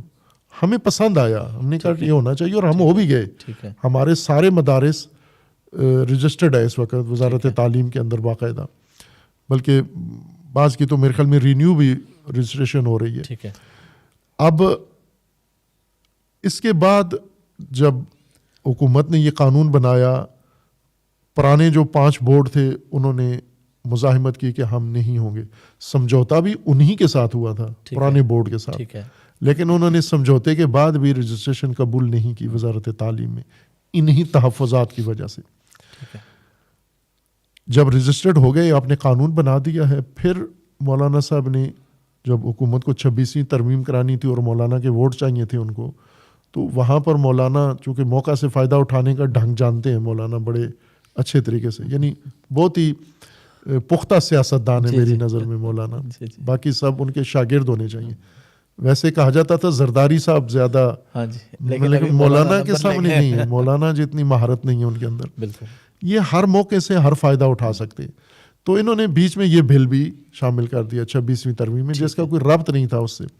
حکومت نے مجبوری کے تحت، بدنیتی کے تحت بلکہ یوں کہیں نا، کہ مولانا کا قبول کر لیا بل کہ آپ ووٹ تو دیں ہمیں. انہیں پتہ تھا بعد میں ذرا قانون آسانی سے تو نہیں بنتا، اس کے مراحل ہیں، یہ صدر کے پاس جائے گا، پھر صدر کے بعد اس کے گزٹ جاری ہوگا، اور وہ سارے مراحل ہم طے نہیں کریں گے.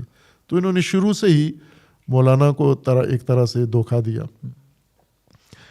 اب سوال یہ ہے، اس دن جو اجلاس اسلام آباد میں تھا، میں نے اس میں بھی 3 وفاقی وزیر بیٹھے ہوئے تھے، میں نے انہیں مخاطب ہو کے کہا کہ آپ یہ بتائیے کہ جب 2019 میں آپ نے قانون بنا دیا ہے کہ مدارس وزارت تعلیم کے تحت اندراج ہوں گے، تو پھر آپ نے یہ بل پارلیمنٹ میں حکومت نے کیوں پاس کروایا؟ یہ تو خود آپ نے یہ بحران کھڑا کیا نا. یہ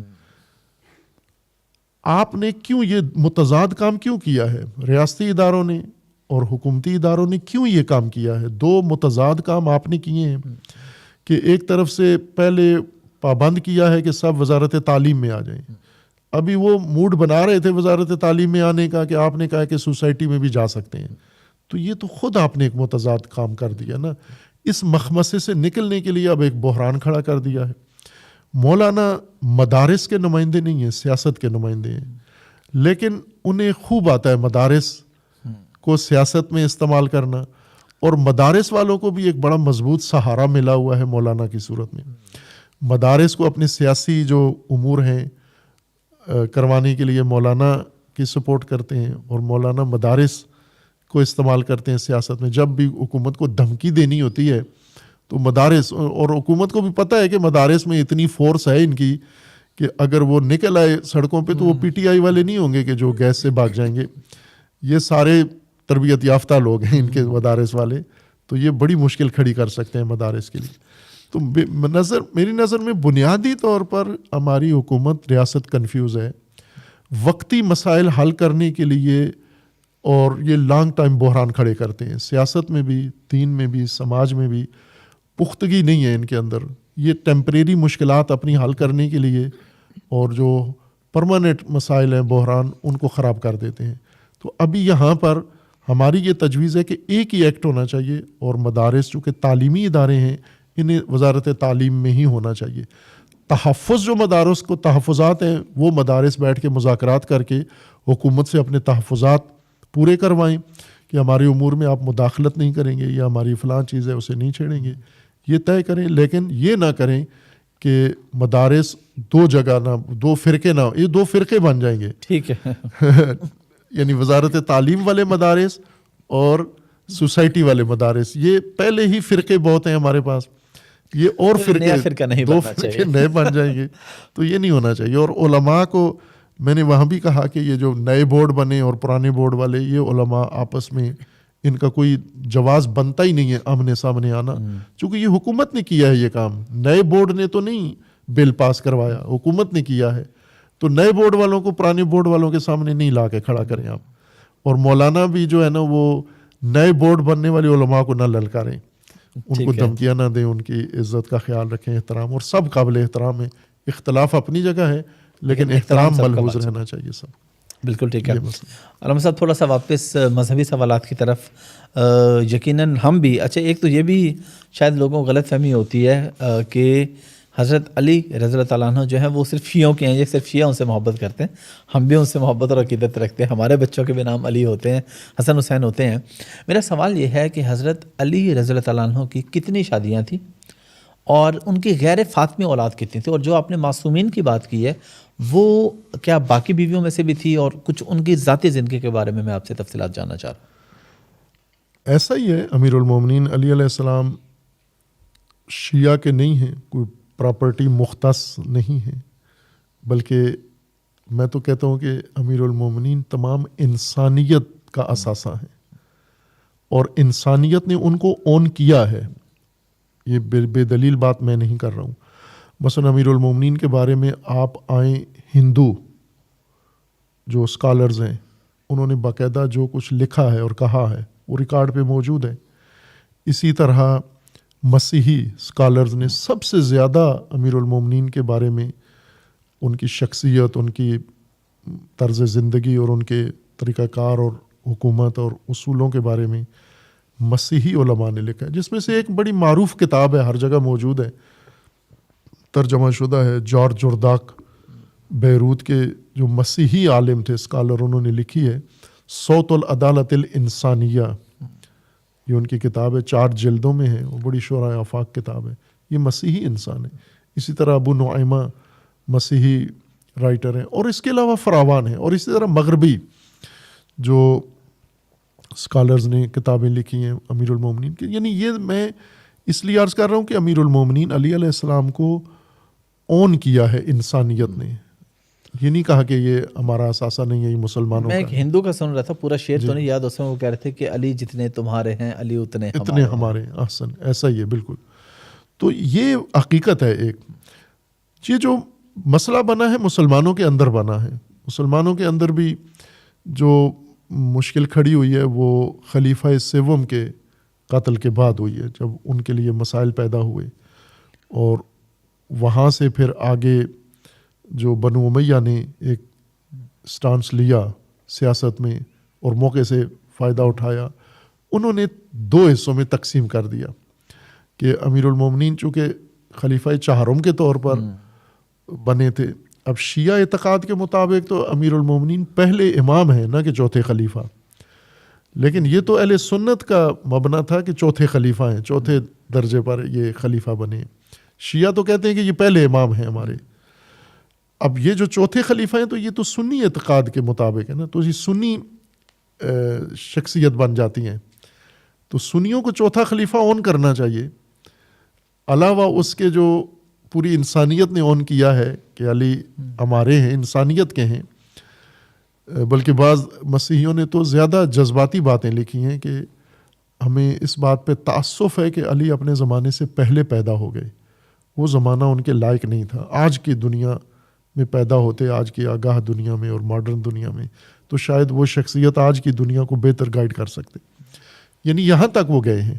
تو اہل سنت کو تو اون کرنا چاہیے کہ یہ چوتھے خلیفہ تھے اور اس پروسیس کے تحت آئے ہیں، خلفائے راشدین جہاں سے وہ حکومت میں آئی ہیں۔ لیکن یہاں پر ہی چوتھے خلیفہ اور باقی 3 خلفاء میں جو فرق ڈال دیا گیا، بنو امیہ نے تفریق شروع کر دی کہ تیسرے خلیفہ کے قتل کی ذمہ داری چوتھے خلیفہ پہ ڈال دی گئی کہ یہ ان کی تائید سے یا ان کی حمایت سے یا انہوں نے پناہ دی ہے، یا جس طرح کہ اہل سنت علماء نے اس کو بعض اہل سنت علماء نے بڑے اچھے طریقے سے اس کو وضاحت کی ہے تاریخی شواہد کے ساتھ، اور میں سمجھتا ہوں کہ مولانا مودودی رحمۃ اللہ علیہ انہوں نے خلافت و ملوکیت میں اس موضوع کو بڑے وضاحت کے ساتھ بیان کیا ہے۔ اسی وجہ سے اہل سنت مولانا مودودی کو بھی متہم کرتے ہیں کہ یہ رافضی ہو گئے۔ جی بالکل۔ تو انہوں نے اس کو وضاحت کی ہے، یعنی یہ جو مولا علی علیہ السلام میں اور باقی خلفاء میں فرق آ گیا ہے، یہ یہاں سے پیدا ہوا۔ پھر بنو امیہ نے اس کو خوب ہوا دی اور آگے بڑھایا مسئلے کو، شدت دی اس کو، اور پھر آخرکار حکومت لے بھی لی بنو امیہ نے، اپنے اختیار میں لے لی۔ پھر حکومتی وسائل اس پر استعمال ہوئے، حکومتی اس سے توانائیوں سے یہ کام آگے بڑھایا گیا، یہ تفریق والا کام۔ لیکن حقیقت یہ ہے کہ اہل سنت کا بھی اتنا ہی حق ہے جتنا شیعہ کا ہے. جی شیعہ کی کوئی یہ اختصاصی پراپرٹی نہیں ہے اور ان کا برابر کا اس میں حصہ ہے. اہل سنت کو اون کرنا چاہیے خلیفہ چہارم کو, رسول اللہ کے داماد کو, اور جو بھی عظمت ہے, اور کرتے بھی ہیں. سنی یونی کے نہیں کرتے, ایک ٹولہ ہے نہیں کرتا, باقی کرتے ہیں سارے. اکثریت اہل سنت کرتے ہیں. مثلا اہل سنت میں صوفیاء ہیں, یہ تو 100% کرتے ہیں. یہ تو اپنے سلسلے پہنچاتے ہی مولا علی پر ہیں. اگر مولا علی پہ نہ پہنچے کوئی تصوف کا سلسلہ تو وہ اس کو بے بنیاد سمجھتے ہیں, اس کے قائل ہی نہیں ہے وہ, کہ ایسی کوئی ولایت ہے ہی نہیں ہے جو مولا علی پہ نہ پہنچتی ہو. اسی طرح جو باقی سلسلے ہیں وہ بھی مولا علی کو اون کرتے ہیں اور ان کے فضائل بھی ذکر کرتے ہیں, ان کی تعریف بھی کرتے ہیں. اگر بڑھا کر نہ بھی کریں تو کم از کم اتنی کرتے ہیں جتنی باقی خلفائے راشدین کی کرتے ہیں. ٹھیک ہے, اتنی تو سب کرتے ہیں. ایک اقلیت گروہ ہے جو ناصبی جنہیں کہا جاتا ہے, کہ جیسے شیعوں میں غالی ایک پھوڑا پیدا ہو گیا ہے, اسی طرح سنیوں میں ناصبی پیدا ہو گیا ہے, جن کے مولانا طارق جمیل صاحب حفظ اللہ وہ بھی انہی کے ڈسے ہوئے ہیں, ناصبیوں کے. کہ سب سے زیادہ بڑا جو مولانا کے خلاف انہوں نے ماس کھڑا کیا تو اسی وجہ سے کہ اہل البیت کی تعریف کیوں کی ہے انہوں نے, مولا علی کو مولا کیوں کہا ہے, تو انہوں نے فرمایا کہ رسول اللہ نے کہا. جب رسول اللہ نے کہہ دیا, میں اپنی طرف سے تو نہیں کہہ رہا ہوں, یہ رسول اللہ نے فرمایا اور ہماری کتابوں کے اندر ہے. تو کرتے ہیں اہل سنت اون کرتے ہیں, اور شیعہ بھی کرتے ہیں. شیعہ اپنے اعتقاد کے ساتھ کرتے ہیں, سنی اپنے نظریے سے کرتے ہیں.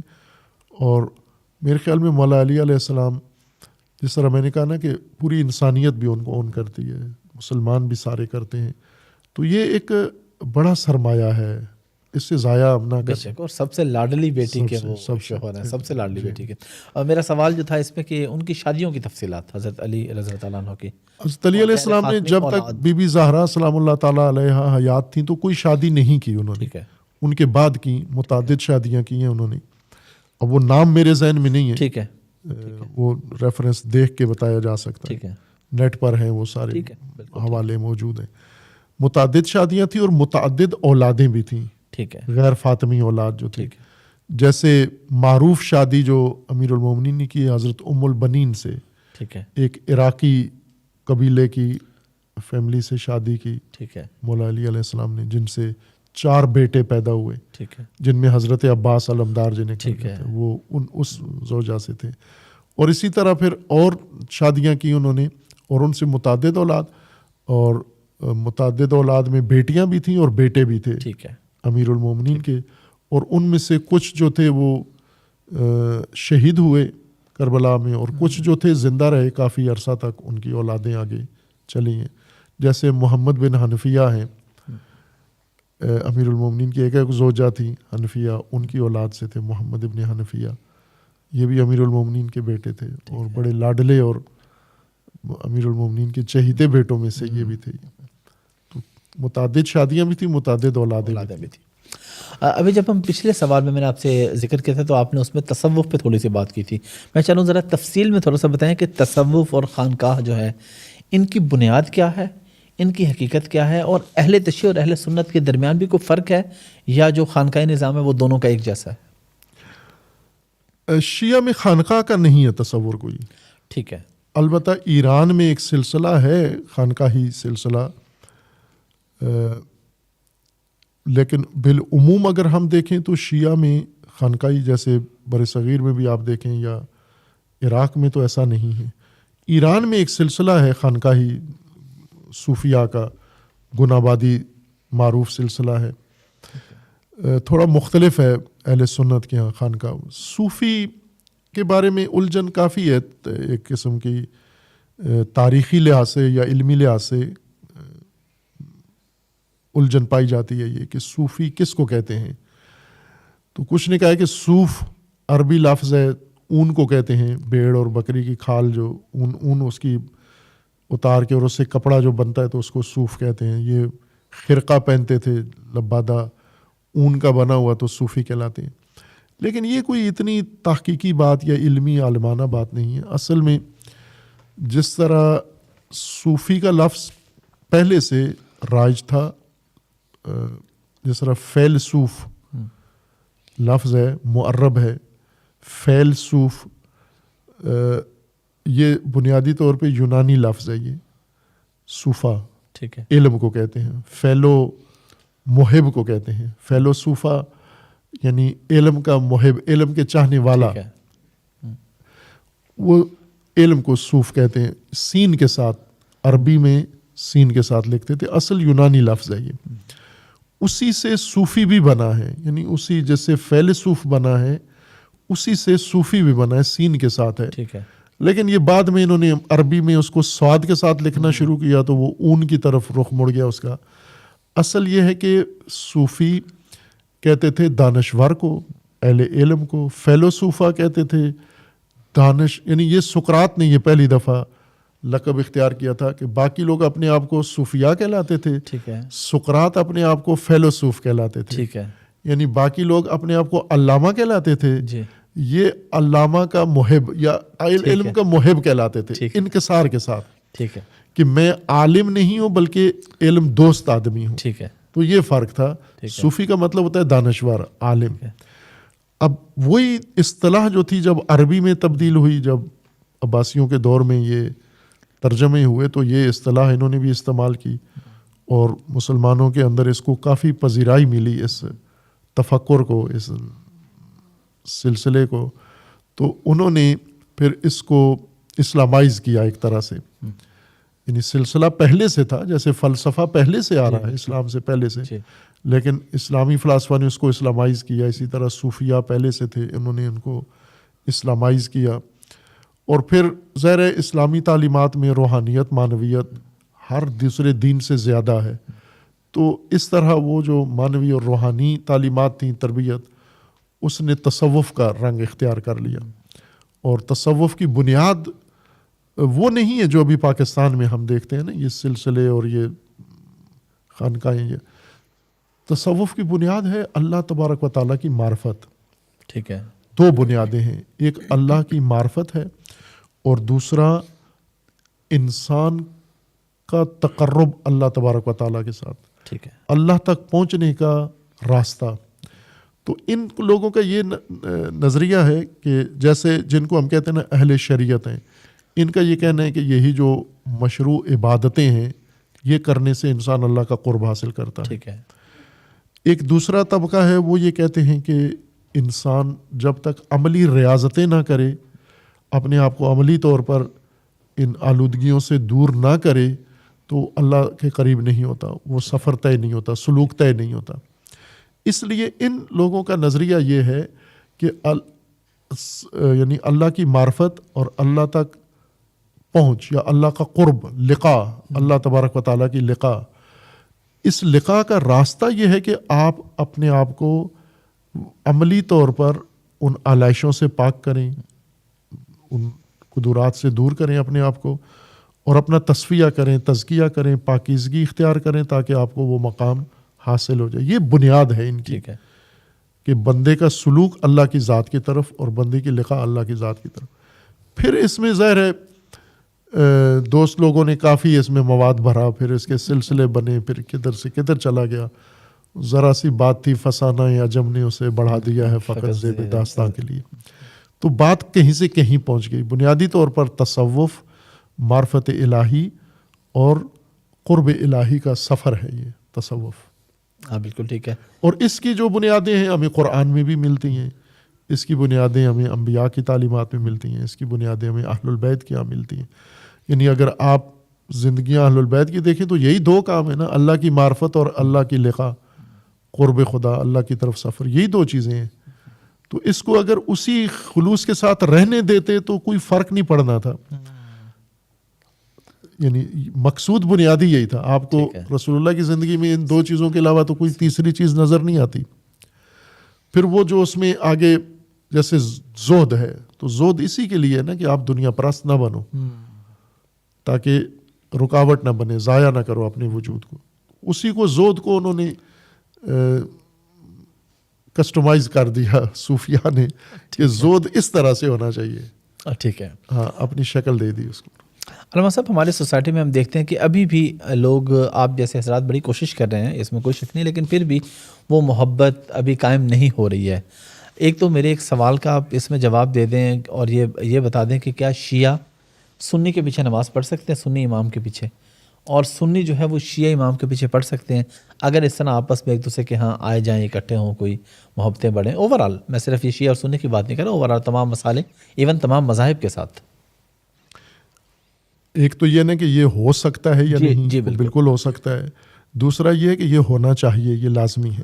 ٹھیک ہے. بلکہ یہ جتنے بھی شیعہ سنی فراخ دلی کا ثبوت دیتے ہیں نا، تو ان کی عملی ٹیسٹ اسی میں ہے کہ ایک دوسرے کے پیچھے نماز پڑھیں. ٹھیک ہے. بس کئی ایسے سنی ہے نا وحدت کرتے ہیں لیکن کبھی بھی شیعہ کے پیچھے نماز نہیں پڑھیں گے. یا شیعہ بھی کئی ایسے ہیں جی، سنی ہمارے بھائی ہیں، سنی ہماری جان ہے، سنی ہمارے فلاں ہیں، خوب اگر جان ہے تو اس کے پیچھے نماز پڑھو آپ. وہ حاضر نہیں ہے اس کے پیچھے نماز. تو بعض دفعہ وہ دیوبندی بریلوی کے پیچھے اور بریلوی دیوبندی کے پیچھے نہیں پڑھتے. نہیں. تو یہ عملی ٹیسٹ ہے اصل نماز ان کا، کہ نماز میں اگر ایک دوسرے کے پیچھے پڑھی تو سمجھو ان کے دل میں اخلاص ہے، یہ ایک دوسرے کو مسلمان سمجھتے ہیں، یہ ایک دوسرے کا احترام کرتے ہیں. لیکن اگر نماز نہیں پڑھتے اور ویسے زبانی جمع خرچ کرتے ہیں، باقی معاملات کر لیتے ہیں، تو سمجھو دل میں کھوٹ ہے، اس طرح وضاحت نہیں ہے دل میں. اس لیے ہمارے ہاں آپ نے دیکھا ہوگا یا میڈیا میں دیکھا ہوگا آپ نے، نہیں میں نے یہاں بھی پریکٹیکلی، ویسے تو ہم آپ کو دعوت دیتے ہیں کہ آپ آیا کریں یہاں، جو وحدت کے پروگرام ہوتے ہیں آپ دیکھیں. میں انشاءاللہ لازمی. اس دفعہ جو کانفرنس ہوئی ہماری وحدت ربیع الاول میں ہوئی، جی تو مولانا عبد المالک صاحب جو جماعت اسلامی کے بزرگ ہیں، انہوں نے اقامہ نماز کی. اس سے پہلے بہت سارے اور اکابرین نماز پڑھا کے گئے ہیں کانفرنس میں، سارے میں نے خود پڑھی ہے ان کے پیچھے اور پڑھتا بھی ہوں ہر جگہ. ابھی چند دن پہلے ہم ایک جگہ اکٹھے تھے، سراج صاحب، اور تو چونکہ میں نے دیکھا تھا آپ لوگ اکٹھے سفر پہ تھے، میں فالو کرتا رہتا. نماز کا وقت ہوا تو انہوں نے کہا کہ میں نے زور پڑھنی ہے مولانا صاحب. تو میں نے کہا ٹھیک ہے آپ آگے پڑھائیں، ہم پیچھے پڑھتے ہیں آپ کے. ٹھیک ہے. تو انہوں نے زور پڑھ لیا. ہم چونکہ مسافر تھے تو ہم نے کہا کہ ہم تو عصر بھی پڑھیں گے ساتھ. ٹھیک ہے. تو میں نے پھر عصر پڑھی. جب عصر شروع کی تو انہوں نے میرے پیچھے پڑھ لی اٹھ کے نماز. ٹھیک ہے. تو ظاہر ہے کہ جب ہم ایک دوسرے کو مسلمان سمجھتے ہیں تو پھر اس میں کیا حرج ہے کہ ہم ایک دوسرے کے پیچھے نماز بھی پڑھیں. اگرچہ نماز کے فقہی احکام ایک دوسرے سے مختلف ہیں، وہ شیعہ کے ہاں بھی مختلف ہیں.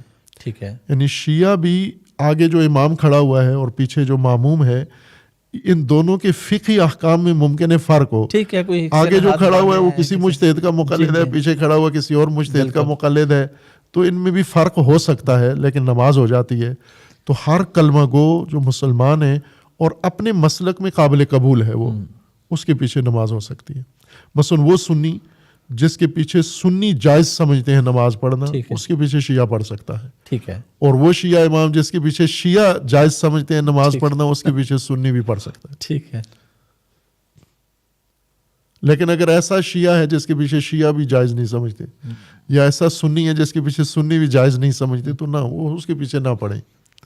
لیکن جس کے پیچھے وہ خود پڑھتے ہیں اس کے پیچھے ہم سب کو پڑھنی چاہیے نماز. لیکن سب لوگ، اور یہ فتویٰ ہے ہمارے جو وحدت پسند علماء ہیں، ہمارے سارے نہیں ہیں، بعض تفرقہ پسند ہیں جو وحدت پسند علماء ہیں. جیسے ہمارے سپریم لیڈر ہیں اس وقت آیت اللہ خامنئی حفظہ اللہ تعالی، انہوں نے فتویٰ ہے ان کا کہ آپ مکہ مدینہ میں جب جاتے ہیں اہل سنت کے ساتھ ان کے ساتھ نماز پڑھیں. ہوٹلوں میں نہیں پڑھ سکتے، الگ نہیں پڑھ سکتے، جماعت کے ساتھ ان کے پیچھے پڑھیں.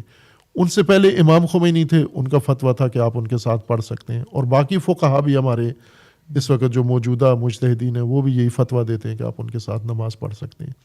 بعض ایسے بھی ہیں کہ جو کہتے ہیں نہیں پڑھ سکتے. لیکن ابھی بھی کچھ شیعہ حضرات ہیں جو وہاں جا کے اپنی جماعت کرواتے ہیں. ایون شیعہ چھوڑے، میں نے بریلوی دیکھے وہاں پہ اپنی جماعت کرواتے ہیں. وہ تو سنیوں میں بھی موجود ہیں ایسے لوگ.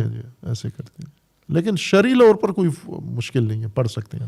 علامہ صاحب، جب میں نے آپ سے پچھلی پوڈ کاسٹ کی تھی تو میرے والد صاحب کیونکہ عالم دین ہیں اور ان کے دوست احباب بھی ہیں اسی طرح کے، اور کچھ دوست احباب ان کے جو ہیں وہ ماشاءاللہ بڑے نام بھی ہیں، اور میرا اپنا بھی کچھ تعلق ہے. تو کچھ لوگوں نے مجھ سے شکوہ کیا کہ تم نے یہ بہت غلط کیا علامہ صاحب کی پوڈ کاسٹ کر کے، تم رافضیت کو اور شیعت کو پروموٹ کر رہے ہو.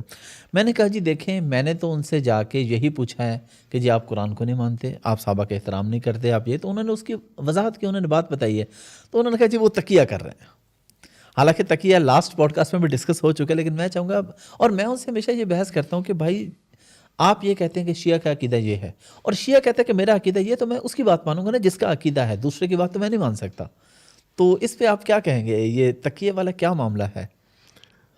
تقیہ ہے شیعہ کے اندر، تقیہ فروع دین میں سے ہے، مانتے ہیں اس کو، سنی بھی کرتے بھی ہیں، قبول بھی کرتے ہیں، مانتے بھی ہیں، چونکہ قرآن کی آیت ہے، نص قرآن ہے کہ آپ تقیہ کر سکتے ہیں. اور وہی ماجرا جو حضرت عمار یاسر کا پیش آیا تھا، انہوں مشرکین نے انہیں تشدد کیا اور انہیں کہا کہ آپ رسول اللہ صلی اللہ علیہ وآلہ وسلم کہ کریں، ان کے خلاف شان بات کریں، تو انہوں نے کر دی، لیکن بعد میں آ کے بتا بھی دی اور روئی بھی بہت، پشیمان بھی بہت ہوئے کہ یہ مجھ سے کیا ہو گیا.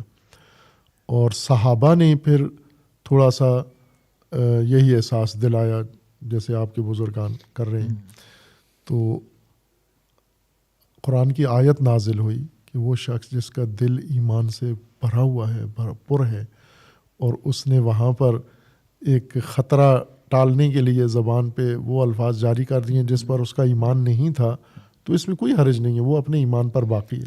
تو یہ سری نص ہے قرآن کریم کی جو قرآن میں موجود ہے، اور شیعہ سنی دونوں اس کو مانتے ہیں. اور عملی طور پر ہم دیکھیں تو سب کرتے ہیں تقیہ. تقیہ کا مطلب یہ ہوتا ہے کہ آپ کسی چیز پر اعتماد رکھتے ہیں، لیکن اب ایک موقع ایسا آ گیا ہے کہ وہاں پر آپ خطرے میں ہیں. مثلا جیسے میں مثال دیتا ہوں، اللہ تعالیٰ آپ کی حفاظت فرمائے، لیکن جس کام میں آپ لگے ہوئے ہیں تو آپ کے مخالفین بھی زیادہ ہوں گے. اگر کسی جگہ کوئی آدمی آ جاتا ہے، جی یہ حافظ احمد کہاں ہے مجھے بتاؤ، ادھر اندر آ جاتا ہے خنجر لے کے، بندوق لے کے، حافظ احمد کہاں ہے، تو خود آپ سے ہی پوچھتا ہے کہ بتاؤ حافظ احمد کہاں ہے. تو آپ کیا فریضہ کیا بنتا ہے، کہو گے میں ہوں حافظ احمد؟ نہیں، جان بچانا فرض آپ کو نہیں بھائی میں حافظ احمد نہیں، میں تو نہ حافظ ہوں نہ احمد ہوں، میں تو کوئی اور ہوں. بھائی یہی تقیہ ہے کہ جب خطرہ آپ کے سر پہ منڈلا رہا ہو، آپ کی جان کو خطرہ ہو، اور آپ اپنی حقیقت، اپنی پہچان پنہان رکھ کے اور خطرہ ٹال دیں، تو یہی تقیہ ہے. اور یہ سب وقایہ سے ہے نا، تقوی اور تقوی تقیہ ایک ہی باب سے ہیں. وقایہ یہ ہے کہ آپ اپنے آپ کو، یعنی تقوی یہ ہے کہ اپنے آپ کو گناہوں سے، اپنے آپ کو جرائم سے بچاؤ، اور تقیہ یہ ہے کہ اپنے آپ کو خطروں سے بچاؤ. اگر خطرہ آ گیا ہے تو تقیہ سے بچاؤ، اگر گناہ آ گیا ہے تو تقوی سے بچاؤ. تو یہ دونوں، اس سے تو آپ کی بات سے میں مطلب یہ سمجھاؤں کہ جب خطرہ نہیں ہے تو آپ کوئی بات کریں تو کوئی تقیہ نہیں، اس وقت تقیہ نہیں ہوتا. اس وقت کیوں کرے گا تقیہ جب بندوق نہیں ہے، خنجر نہیں ہے؟ تو خود پروموٹ کریں گے، اس کو تو نہیں ایک چھپائیں گے. آدمی ہے، کیوں ضرورت ہے تقیہ کی؟ وہاں خطرے میں ہوتی ہے جہاں خطرہ نہیں ہے. مثلا ایک شیعہ ہے جو اس وقت گھرا ہوا ہے، فرض کرو کسی ایسی جگہ ہے جہاں پر دشمنوں کے اس میں آ گیا ہے، مخالفین خنجر بندوقیں لے کے اس میں، تو اس کو کہتے ہو تم شیعہ ہو؟ کہ نہیں میں شیعہ نہیں ہوں. اس کو کوئی بھی خلاف عقیدہ بات پوچھو وہ انکار کر دے کہ میں تو ایسے نہیں کرتا، تو ٹھیک ہے، یہ اس نے خطرے کے لیے تقیہ کیا ہے. لیکن آپ خود شیعہ کے پاس گئے ہوئے، اس کے گھر میں بیٹھے ہوئے ہو، وہاں جا کے وہ کیوں تقیہ کریں گے وہاں پر؟ اصل ان کو یوں لگتا ہے، اصل وجہ یہ ہے کہ ابھی سوشل میڈیا ہے، جیسے سوشل میڈیا کے اوپر کچھ ایسے عناصر ہیں شیعہ کے نام پر، انہوں نے چینل بنائے ہوئے ہیں اور دن رات نفرتیں، توہین، مقدسات کی توہین، گستاخی، صحابہ کی، خلفاء کی، ازواج کی، یہ کھلے بندوں کرتے ہیں. چونکہ خطرے میں نہیں ہے نا، خود کسی اور ملک میں بیٹھے ہوئے ہیں، یورپ میں بیٹھے ہوئے ہیں، پاکستان میں. مجھے اس پہ کلیئر فتویٰ یہ تھا کہ یہ حرام ہے، ناجائز ہے. یہ جائز ہے، نہیں ہے. یہ پاکستان میں ہوتے تو انہیں پھر جواب دینا ہوتا، لیکن وہاں بیٹھے ہوئے ہیں، کھل کے یہ آلودگی پھیلاتے ہیں. تو ہمارے یہ علماء، آپ جن کی طرف اشارہ کیا نا، اہل سنت علماء، وہ یہ سمجھتے ہیں کہ وہ تمام شیعوں کا وہ نظریہ ہے، وہ اصل ترجمان شیعوں کے وہ ہیں. وہ گستاخی، توہین، بدتمیزی، یہ ان کی غلط ذہنیت ہے کہ شیعہ نہیں ہے وہ. آپ شیعہ وہ دیکھو جو، جیسے میں نے پہلے کہا نا کہ سکھ اپنے پیشوا سے ملتے جلتے ہیں. میں سکھ مثلا کسی سکھ کو میں نے اردو بولتے ہوئے نہیں دیکھا، انگلش بولتے ہوئے. سارے سکھ پنجابی بولتے ہیں، چونکہ گرو نانک پنجابی بولتے تھے. سکھوں کی داڑھی ہے چونکہ گرو نانک کی داڑھی ہے، سکھوں کے کڑے ہیں چونکہ گرو نانک کے کڑے، پگڑی ہے کیونکہ ان کی پگڑی ہے، تھی۔ وہ 7 کاف جو ہیں ان کے، جی جی سارے کچھ ہیں ان کے، تو وہ انہوں نے اپنائے ہوئے ہیں۔ تو اہل البیت والے بھی سارے عادات آداب اپنائے نا اہل البیت والی۔ اہل البیت نے کہاں گستاخی کی ہے، کس کی ہے؟ اپنے دشمنوں کی بھی نہیں کی، مخالفت کی ہے لیکن توہین گستاخی نہیں کی۔ اور سب سے بڑی دلیل یہ ہے کہ مثلا جیسے ازواج رسول اللہ میں سے ام المؤمنین حضرت عائشہ ہیں کہ ان کا جھگڑا تو علی علیہ السلام کے ساتھ تھا، ہمارے ساتھ تو نہیں، ان کے ساتھ تھا۔ ان کے ساتھ جنگ کی انہوں نے، جنگ میں شکست ہوئی اور آخر میں انہوں نے ام المؤمنین کے ساتھ کیا کیا؟ گستاخی کی ان کی۔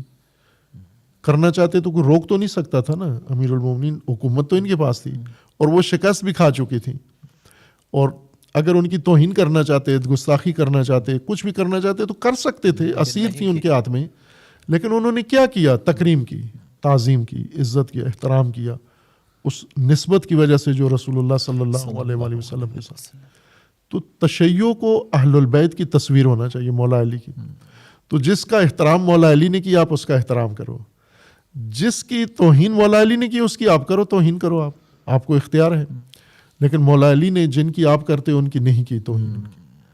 تو اصل یہ علماء علیہ سنت ان کو یہ کہ غلط کام کون کر رہا ہے، غلط کام یا تقیہ کون کر رہا ہے؟ تقیہ وہ نہیں کر رہا جو مولا علی کے نقش قدم پر یا مولا علی کے طریقے پر مثلا باوجود اختلاف کے پھر بھی مقدسات اہل سنت کا احترام کرنا ہے، تو یہ تقیہ نہیں ہے، یہ مولا علی کی سیرت ہے، یہ اہل البیت کی سیرت ہے، یہ نہیں ہے تقیہ۔ پھر تقیہ ہوتا ہے خطرے میں۔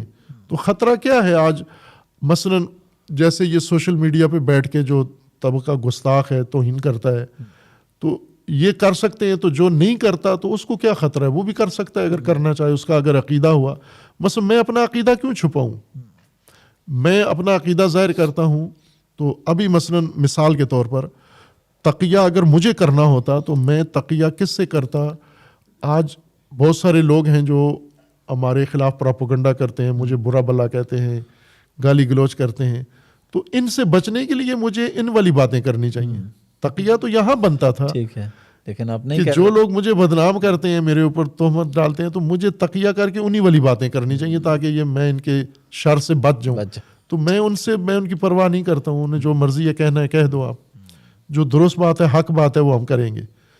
تو تقیہ تو وہاں بننا چاہیے جہاں خطرہ ہے، یہاں تو کوئی خطرہ نہیں ہے۔ اس لیے آپ جو باتیں مثلا فرض کریں میں جو بھی کہہ رہا ہوں وہ تقیہ ہے یا نہیں، اس کو اہل البیت کے تعلیمات سے پرکھو جا کر۔ اگر اہل البیت کی تعلیمات کے مطابق ہیں پھر یہ تقیہ نہیں ہے، یہ حقیقت ہے۔ اور علامہ صاحب ایک اور سوال بڑا اہم، جو نوحہ کہا جاتا ہے اہل تشیع کے ہاں، اس کی کیا حقیقت ہے؟ اس کی کیا ثبوت ہے؟ اس کا کیا بیک گراؤنڈ ہے؟ کیا تاریخ ہے؟ اور نوحہ کیا کہنا ٹھیک ہے، جائز ہے؟ نوحہ عربی ایک روایت ہے، عربی غیر عربی بھی ہے، لیکن غیر عربی میں اس کا نام کچھ اور ہے۔ ٹھیک ہے۔ مثلا ابھی بھی مثلا جو لوگ کہیں فوتگی ہو جاتی ہے تو اس فوتگی پہ لوگ آتے ہیں، آ کے روتے ہیں۔ مثلا کوئی ہندو مر جاتا ہے جی، تو لوگ آ کے روتے ہیں اس کے اوپر، کوئی مسیحی مر جاتا ہے لوگ آ کے روتے ہیں اس کو۔ آج کل یہ تھوڑا کم ہو گیا ہے چونکہ ناطے رشتے ٹوٹ رہے ہیں، یعنی خود غرضی زیادہ ہو گئی ہے پوری دنیا کے اندر، اخلاقیات میں فرق پڑ گیا ہے۔ ماڈرن دنیا میں اخلاقیات جو ہیں وہ تقریباً ختم ہو کے مفادات ان کی جگہ پر آ گئے ہیں۔ لیکن جن دنوں میں یہ رشتے تھے، تعلقات تھے، تو کسی کے ہاں بھی کوئی اگر غم ہوتا تھا تو وہ دوسرا چلا جاتا تھا اظہار غم کرنے کے لیے۔ پھر میت کے اوپر رونا یہ ایک معمول تھا، اسلام سے پہلے بھی عرب بھی روتے تھے، بعد میں بھی روتے ہیں، رسول اللہ کے زمانے میں بھی لوگ روتے تھے۔ اس رونے کا ایک طریقہ تو یہ تھا نا کہ جس کو غم ہے وہ جا کے روتا تھا۔ مثلا وہ ماں جس کا بیٹا مر گیا ہے تو وہ ماں روتی تھی، لیکن ایک طریقہ ان کا یہ تھا کہ مخصوص خواتین تھیں، ناحیات ان کو کہا جاتا تھا، نوحگر خاتون، کہ جن کا کام یہ پیشہ یہی ہوتا تھا کہ وہ میت پہ جا کے روتی تھیں، ان کی آوازیں اچھی تھیں، بہن کرتی تھیں، دکھیا تو جس کو نہیں رونا وہ بھی رو پڑتا تھا۔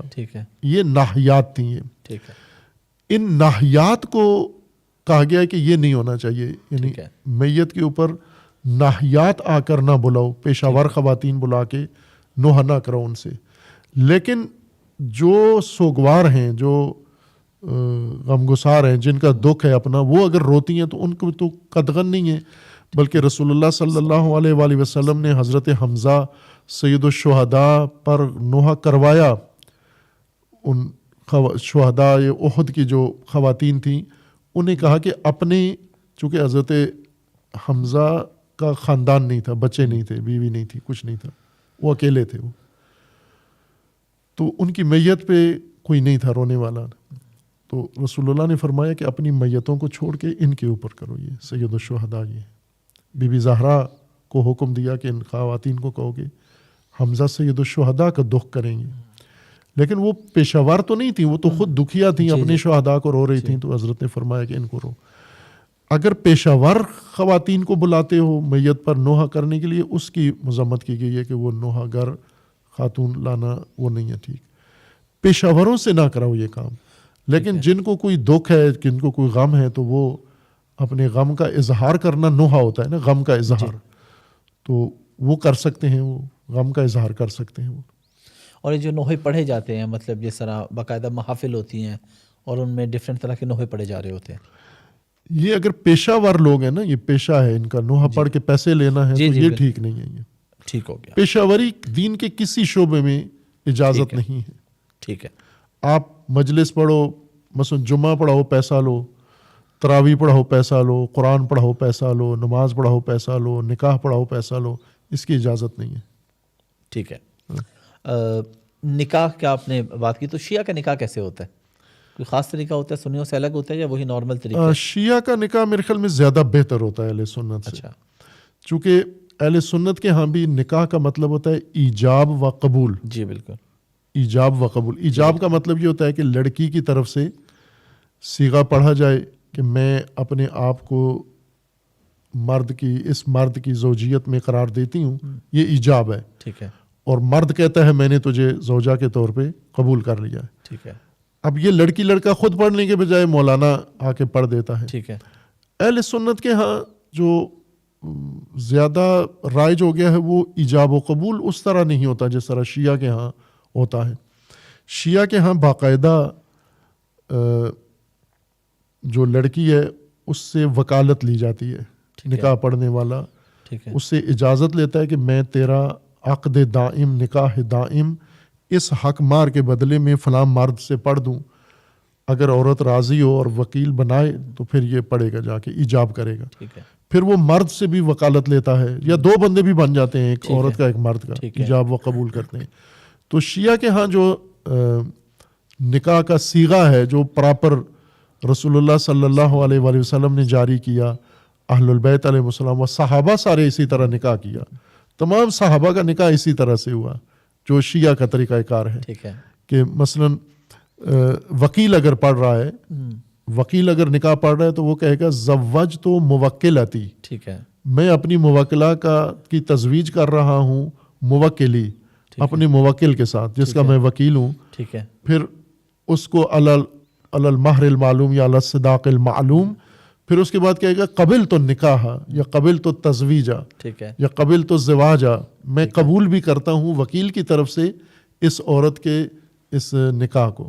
تو یہ ہو جاتا ہے. ورنہ ایسے راضی ہو جائیں دونوں، یا تو راضی میں راضی، اس طرح نہیں ہوتا نکاح. باقاعدہ صیغہ ایجاب ہو اور قبول. ایجاب و قبول، ایجاب لڑکی کی طرف سے یا لڑکی کا وکیل، اور قبول لڑکے کی طرف سے یا لڑکی کا وکیل قبول کرے. بالکل ٹھیک ہے. ابھی آپ نے جو بات کی تھی اس میں آپ نے کہا کہ نماز یا تراویح ان چیزوں کی، تو میں نے کہا تھوڑی وضاحت لے لوں کہ کیا امام مسجد کی تنخواہ ٹھیک نہیں ہے؟ جس طرح آپ نے بھی کہا کہ نماز یا تراویح ایسی چیزوں کے پیسے لینا، نمازوں کے بدلے نہیں دے سکتے اس کو پیسہ. ٹھیک ہے.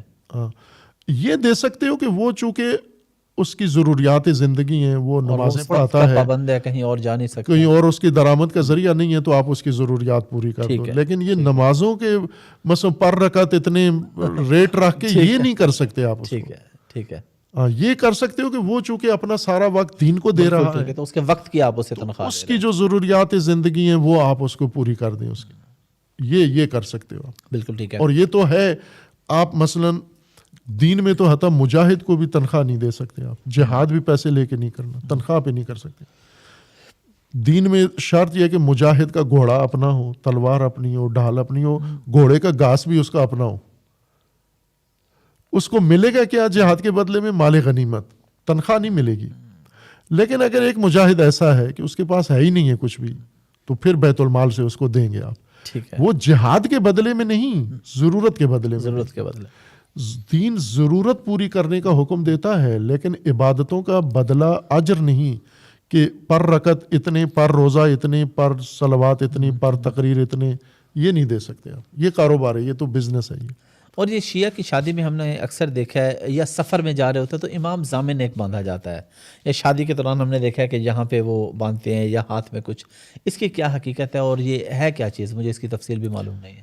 امام ضامن کا مطلب یہ ہوتا ہے نا کہ ایک تعویذ ہے, دعا ہے, یعنی سمجھے دعا لکھی ہوئی ہوتی ہے, ٹھیک ہے, اس کو کپڑے کے اندر سی کے تو وہ دعا ہے جس کو تعویذ کہا جاتا ہے, ٹھیک ہے, یا حرز بھی اس کو ٹھیک ہے, کہا جاتا ہے. اور وہ یعنی ایک ضامن ہوتا ہے آپ کی سلامتی کا, یا اس عنوان سے. اور یہ کوئی ایسا نہیں ہے کہ کوئی شرعی حکم ہے یا ائمہ معصومین نے ایسے کیا ہے یا کرا, یہ ایک رسم پڑ گئی ہے. ٹھیک ہے, اس کا پیچھے کوئی حکم موجود نہیں ہے اس کے. ٹھیک ہے. اور تعویذ کی کیا حیثیت ہے اہل تشیع کے ہاں؟ تعویذ تو اس کی تھوڑی سی وضاحت چاہیے ہوگی. ٹھیک ہے, کہ تعویذ اوز عین و زال سے نکلا ہے, جس سے استعاذہ اعوذ باللہ من الشیطان الرجیم. اوز کہتے ہیں کسی خطرے سے بچنے کے لیے پناہ لینا, یہ اوز ہے. استعاذہ یعنی خطرے سے نکل کر کسی پناہ میں چلے جانا, اس کو استعاذہ کہتے ہیں. ٹھیک ہے. تعویذ کا مطلب یہ ہوتا ہے کہ وہ دعا جو یا وہ عمل جو آپ کو خطرے سے نکال کے محفوظ کر دے. تو یہ ایک وہ دعا ہے, حرز جس کو کہا جاتا ہے, حفاظت کی دعا ہے یہ.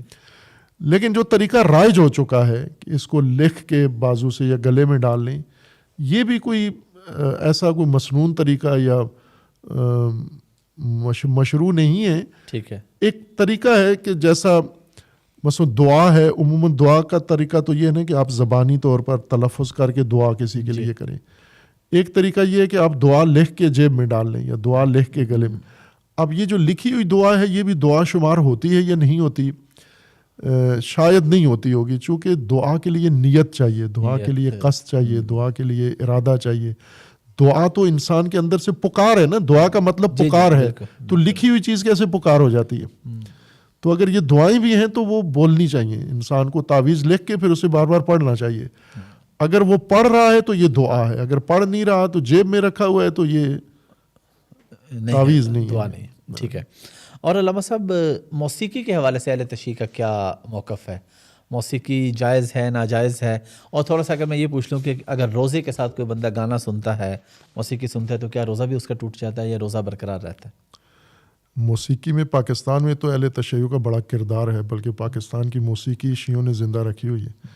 چونکہ جتنے بڑے بڑے گلوکار گزرے ہیں, جی جی, سارے نامور, جی زیادہ تر اہل تشیع گزرے ہیں. اہل تشیع گزرے ہیں. اب اس کو بھی کسی مستقل اس میں جائزہ لینا چاہیے.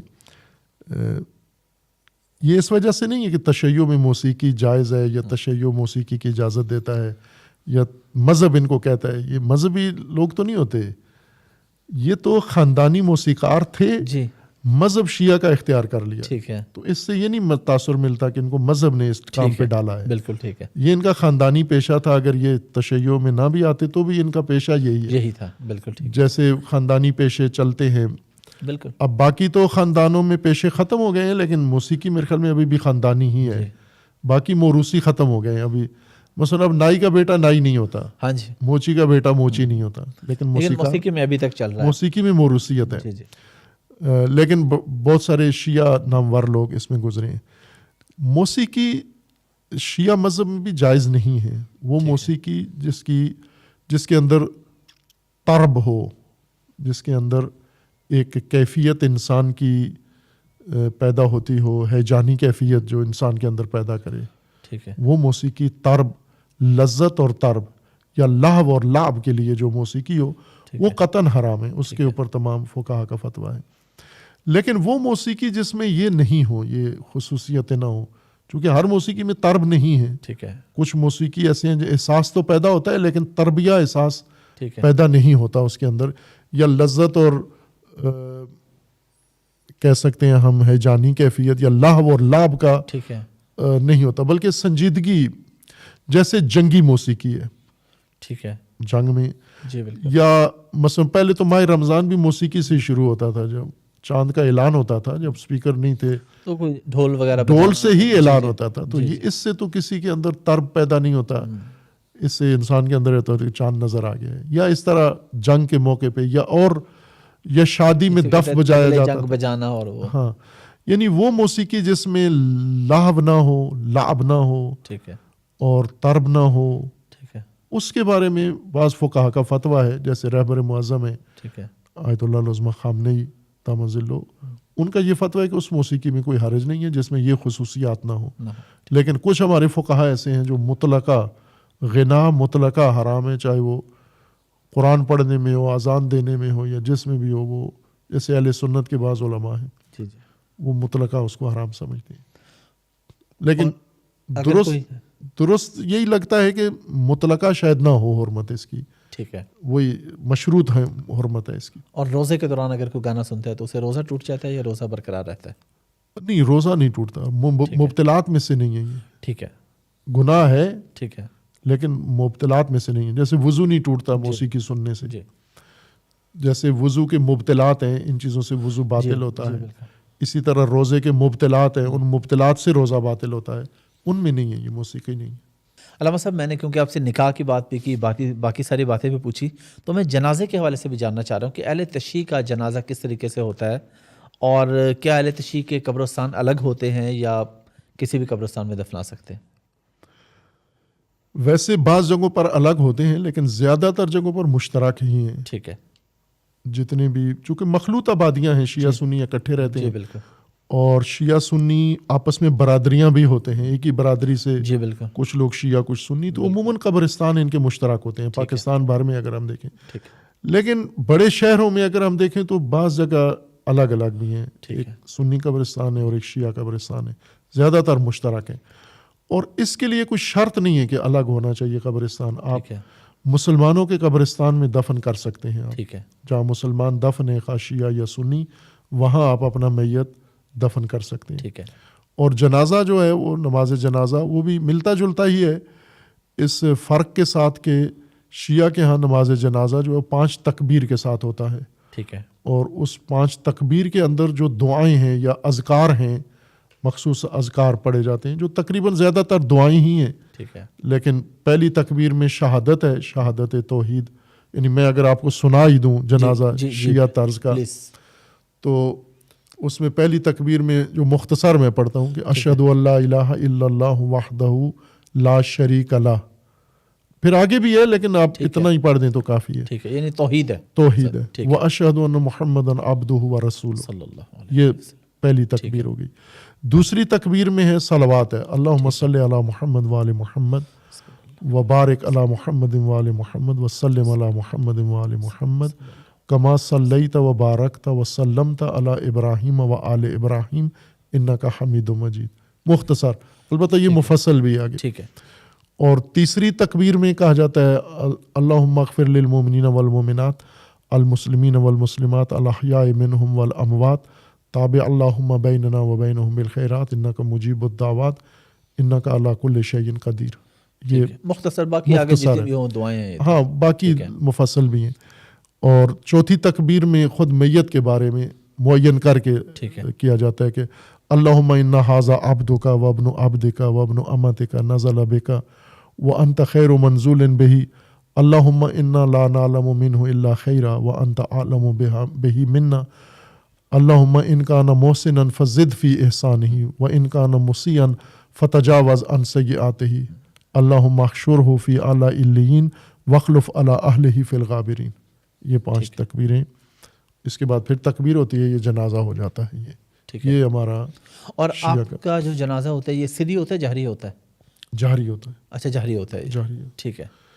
یعنی اس میں حکم یہ ہے کہ جتنی بھی نماز جنازہ اور نماز یومیہ میں فرق ہے. نماز جنازہ جماعت کے ساتھ ہو جائے, امام بھی پڑھے گا لیکن سب پیچھے کھڑے ہوئے لوگوں کو اپنا ذکر پڑھنا ہوگا. ٹھیک ہے. یہ صرف سنیں گے نہیں ٹھیک ہے. کہ امام قرات کر رہا ہے یہ سن رہے ہیں. ٹھیک ہے. ان سب پر لازم ہے کہ اپنا اپنا پڑھیں گے. ٹھیک ہے. اور نماز جماعت میں ہے کہ حمد و سورہ امام پڑھے گا، یہ نہیں پڑھیں گے پیچھے. ٹھیک ہے. لیکن جنازہ میں ساری تکبیریں یہ خود پڑھیں گے. ٹھیک ہے. وہی پڑھیں جو امام پڑھ رہا ہے، یا علیحدہ سے جو ان کو یاد ہے وہ پڑھ لیں. ٹھیک ہے. مختصر پڑھیں یا مفصل پڑھیں، لیکن خود لیکن پڑھیں اپنی بھی پڑھیں گے. اپنی پڑھیں گے. یعنی کہ جو فاتحہ والا معاملہ ہے، جو اختلاف ہے اہل سنت اور اہل حدیث کا، اس میں شیعہ کا یعنی امام کی فاتحہ، مقتدی کی فاتحہ، وہ نماز یومیہ کی نماز جماعت یومیہ کی میں بات کر رہا ہوں، جنازے وہاں پر فاتحہ اور سورہ پہلی 2 رکعت میں. ٹھیک ہے. ٹھیک ہے. سورہ فاتحہ اور دوسرا سورہ جو پڑھا جاتا ہے یہ جماعت میں امام پڑھے گا. ٹھیک ہے. اور ماموم نہیں پڑھے گا. ٹھیک ہے. اگر نماز جہریہ ہے جیسے مغرب ہے، عشاء ہے، صبح ہے، تو اس میں ماموم صرف سنے گا. ٹھیک ہے. لیکن اگر نماز اخفاتیہ ہے جیسے زور اثر ہے تو اس میں ماموم یا خاموش رہے گا یا سبحان اللہ پڑھتا رہے گا. وہ دل میں پڑھے گا، اونچی آواز سے نہیں پڑھے گا. ٹھیک ہے.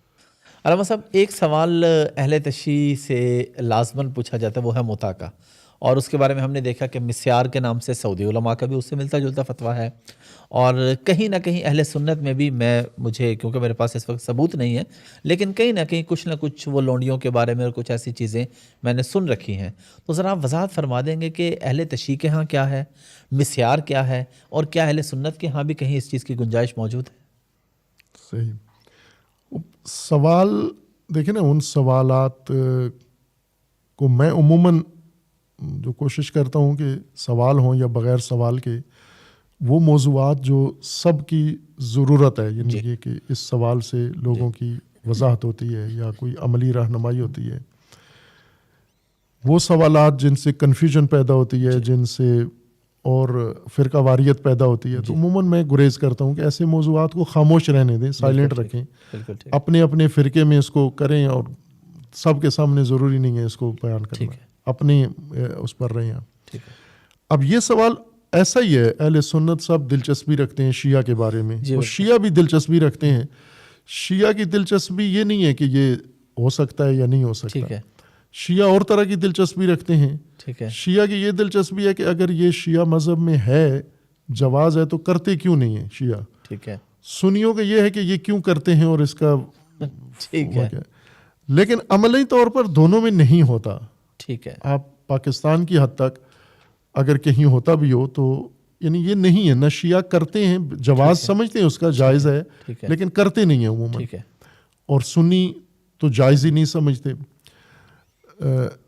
اس کو اب میں شرعی مسئلے کی حیثیت سے میں اس کو میں یہی جاننا چاہ رہا ہوں کہ اس کی تاریخ کیا ہے. یعنی یہ وہ مسئلہ مبتلا بے نہیں ہے. بس سنی بھی پوچھتا ہے تو ایک ایسی چیز پوچھتا ہے جیسے یہ پوچھے کہ اگر میں چاند پہ چلا جاؤں تو وہاں پر روزہ کتنے اس میں رکھوں گا. تو چاند پہ گیا ہی نہیں ہے، جانا ہی نہیں ہے، تو نے ویسے ایک فرضی مسئلہ ہے. تو یہ بھی اسی طرح ایک فرضی مسئلہ بن گیا ہے. نکاح قرآن کریم کی آیت کے مطابق. تھوڑا سا میں اپنے سوال کی مزید وضاحت کر دوں. میں چلے اس کو متع سے ہٹ کے مختصر مدت کا نکاح جو 3 مہینے جو بھی نام دیں، مثلا میں یہ کہہ رہا ہوں نا کہ ایک چیز ہے جو عملاً کسی جگہ نہیں ہو رہی. ٹھیک ہے. مثلا آپ پورے پاکستان میں اگر آپ جائیں تو آپ کو کہیں بھی پوچھیں، سارے شیعہ سے پوچھیں کہ آپ نے جو نکاح کیا ہوا ہے، جو شادی ہے، تو موقت عقد کیا ہوا ہے یا دائمی، تو سارے کہیں گے دائمی کیا ہوا. بالکل. تو انہیں اگر کہیں کہ اگر موقت آپ کرنا چاہیں تو کہ نہیں، اگر کرنا ہے تو دائمی کرنا ہے. ٹھیک ہے. اس کی یہ وجہ نہیں کہ جائز نہیں ہے، اس کی یہ وجہ ہے کہ ابھی اس طرح کی چیز رائج نہیں ہے، اس کا رواج نہیں ہے. ٹھیک ہے. اور آج سے نہیں، عرصے سے، مثلا شروع سے ہی نہیں ہے کہ پاکستان میں کبھی بھی، پاکستان جب سے بنا ہے تو آپ نے نہیں سنا ہوگا کہ یہ چیز رواج اس نے اکا دکا ہوتا ہوگا کسی جگہ پر، اس کی میں نفی نہیں کرتا، لیکن رواج نہیں ہے اس کا. یوں نہیں کہ ہر گھر میں ہو رہا ہے، جگہ جگہ ہو رہا ہے. لیکن اس کا جو شرعی جواز ہے اس کے پیچھے، وہ یہ ہے کہ قرآن کریم کی آیت ہے باقاعدہ، اور اس آیت کے اندر اللہ تبارک و تعالیٰ کا حکم ہے. یعنی نکاح 2 طرح کے ہیں، اور یہ نکاح قرآن کی اس آیت کے نص کے علاوہ رسول اللہ صلی اللہ علیہ وآلہ وسلم کے زمانے میں رائج چیز تھی. صحابہ کرتے تھے یہ کام، اور کرتے بھی ایک ضرورت کی وجہ سے تھے. جس طرح رسول اللہ کے عہد میں جو لوگ چلے جاتے تھے دراز مدت کے لیے لمبے وقت کے لیے گھر سے دور ہو جاتے تھے. آج کل لوگ کیوں اس مخمسے میں پڑ گئے ہیں کہ یہ جائز ہے یا جائز نہیں ہے؟ چونکہ غیر شرعی طریقے سے اپنی ضرورت پوری کر لیتے ہیں. مثلا آج اگر ایک شخص ہے اپنے گھر سے دور گیا ہوا ہے, اکیلا رہ رہا ہے, نوکری کر رہا ہے یا تعلیم حاصل کر رہا ہے, تو اس کو کوئی الجھن بھی نہیں ہے. کیوں کہ میڈیا ہے اور روابط ہیں, نامحرم کے ساتھ تعلقات ہیں, ناجائز تعلقات ہیں, وہ تعلقات جو عام رواج بن چکے ہیں لیکن ہیں تو ناجائز ہے نا. مثلا لڑکی لڑکے کی فرینڈشپ ہے آپس میں, یہ رائج یہ ہے, اس کے بارے میں کوئی نہیں پوچھتا کہ یہ جائز ہے یا جائز نہیں ہے. بالکل, حالانکہ پوچھنا اس کے بارے میں چاہیے. پوچھنا یہ جو چیز رائج ہے آپ کے ہاں وہ پوچھیں آپ کہ یہ جائز ہے یا نہیں. ریلیشن شپ ہمارے ملک میں بھی ہم دیکھتے ہیں, بالکل ہے, عام ہے یہ. اور مثلا غیر شادی شدہ بندہ ہے, بالغ ہونے کے بعد 30 سال کا ہو گیا, 35 سال کا ہو گیا, شادی کا نام نہیں لیتا. ہو سکتا ہے کہ ایک نارمل آدمی لڑکی ہو یا لڑکا ہو اور شادی کا نام نہ لے. شادی تو اس کی پہلی ضرورت ہے. جیسے بھوک, پیٹ خالی ہو, بھوک لگتی ہے, کھانا مانگتا ہے, تو یہ تو بھوک سے بھی بڑا احساس ہے. یہ تو انسان کو مجبور کرتا ہے کہ یہ کرے. لیکن جب رواج ایسا پڑ گیا ہو کہ آپ حرام طریقے سے, ناجائز طریقے سے سارا کام کر رہے ہیں, تو کوئی مسئلہ نہیں ہے, سب اس کو ایڈجسٹ کر لیتے ہیں کہ ٹھیک ہے یہ تو عام رواج ہے, یہ سب کرتے ہیں لڑکیاں لڑکے. لیکن اگر عقد موقت کی طرف آئیں تو اس طرف نہیں آتے, درحالی کہ یہ اسی کا سولوشن تھا حرام سے بچنے کا. اور وہ یہ تھا کہ یہ لوگ, یعنی یہ کیوں اس کا حکم ہوا, اللہ تعالیٰ نے کیوں اس کا حکم دیا, اور رسول اللہ صلی اللہ علیہ وآلہ وسلم نے کیوں اس کو جائز سمجھا, اور صحابہ و اہل البیت کیوں اس کو جائز سمجھتے تھے. وہ اس وجہ سے کہ مثلا ایک شخص ہے گھر سے باہر تجارت کے لیے زیادہ وقت کے لیے چلا گیا ہے, 6 مہینے کے لیے, سال کے لیے, جنگ پہ چلا گیا ہے, جہاد پہ چلا گیا ہے, یا کسی اور وجہ سے گھر سے دور چلا گیا ہے, یا گھر کے اندر ہی ہے لیکن اس کے پاس وسائل نہیں ہیں اتنے زندگی گزارنے کے, لیکن اس کی یہ ضرورت تو ہے نا. یہ اس ضرورت کو کیسا پورے کرے؟ آیا آج کے مسلمان کی طرح کرے جو متع نہیں کرتا لیکن ناجائز حرام کرتا ہے, اس کی طرح کرے؟ وہ تو ایسے نہیں تھے, وہ تو پابند تھے. رسول اللہ سے آ کے عورتیں بھی مسئلہ پوچھتی تھیں اور مرد بھی مسئلہ پوچھتے تھے. مثلا عورتیں آ کے پوچھتی تھیں رسول اللہ سے اپنے ازدواجی مسائل, روایات میں موجود ہیں, صحیح بخاری میں ہیں, صحیح مسلم میں ہیں. اور اسی طرح اہل البیت کے پاس آ کے عورتیں اپنے ازدواجی مسائل پوچھتی تھیں. آج کوئی عورت کو جرأت ہے کہ وہ کسی مولانا کے پاس جا کے ازدواجی مسائل پوچھے؟ سوال ہی پیدا نہیں. وہ حرام کرتی رہے گی, ناجائز کرتی رہے گی, یا اپنے اوپر ظلم ہوتا برداشت کرتی رہے گی, لیکن پوچھے گی نہیں. چونکہ ہم نے اس طرح کی شریعت بنا دی ہے کہ جس میں شریعت کے مسائل ایک طرح سے جرم بن گئے ہیں پوچھنا یا کرنا, لیکن حرام بے شک کرو, اس کی کھلی چھٹی ہے. اس وقت جو ان کے لیے مجاز تھا وہ یہ تھا کہ اگر ایسی صورتحال مرد کو پیش آ جاتی ہے, شادی شدہ یا غیر شادی شدہ, کہ جو اب حرام میں اس نے پڑھنا ہے, تو حرام میں پڑھنے کے بجائے وہ یہ نکاح کر لے, جو موقت نکاح کر لے, ٹائم معین کر کے اس کا نکاح کر لے, اور اس کے اپنے حقوق ہے وہ ادا کر دے, وہ تو باقی مسائل اس کے دائمی عقد والے نہیں ہوں گے.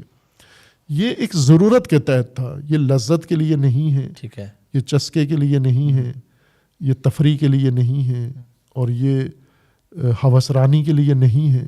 یہ ضرورت تھی, اور وہ ضرورت آج بھی ہے, لیکن آج وہ ضرورت لوگ حرام سے پوری کر لیتے ہیں.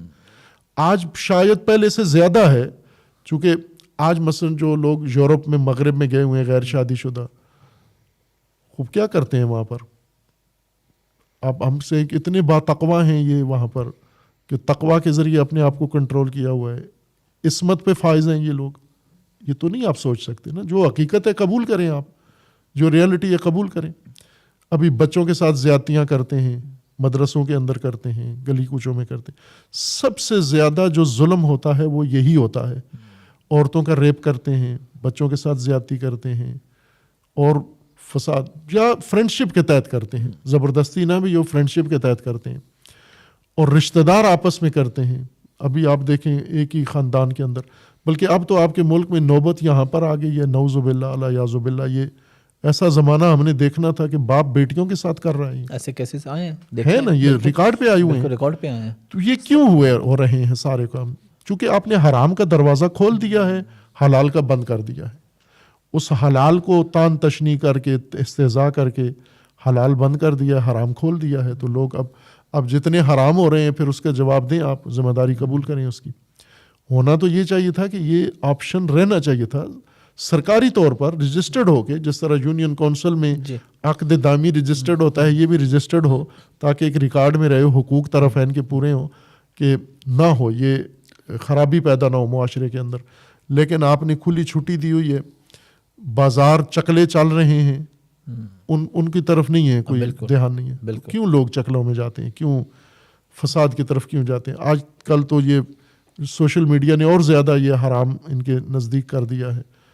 تو اس طرف حساسیت نہیں ہے. یہ جو حکم تھا اللہ تبارک و تعالیٰ نے اس کو ایک ضرورت کی خاطر منظور کیا تھا, کہ اور ضرورت مند ہوتا ہے انسان, ایک سوسائٹی کے اندر حتماً یہ ضرورت آتی ہے.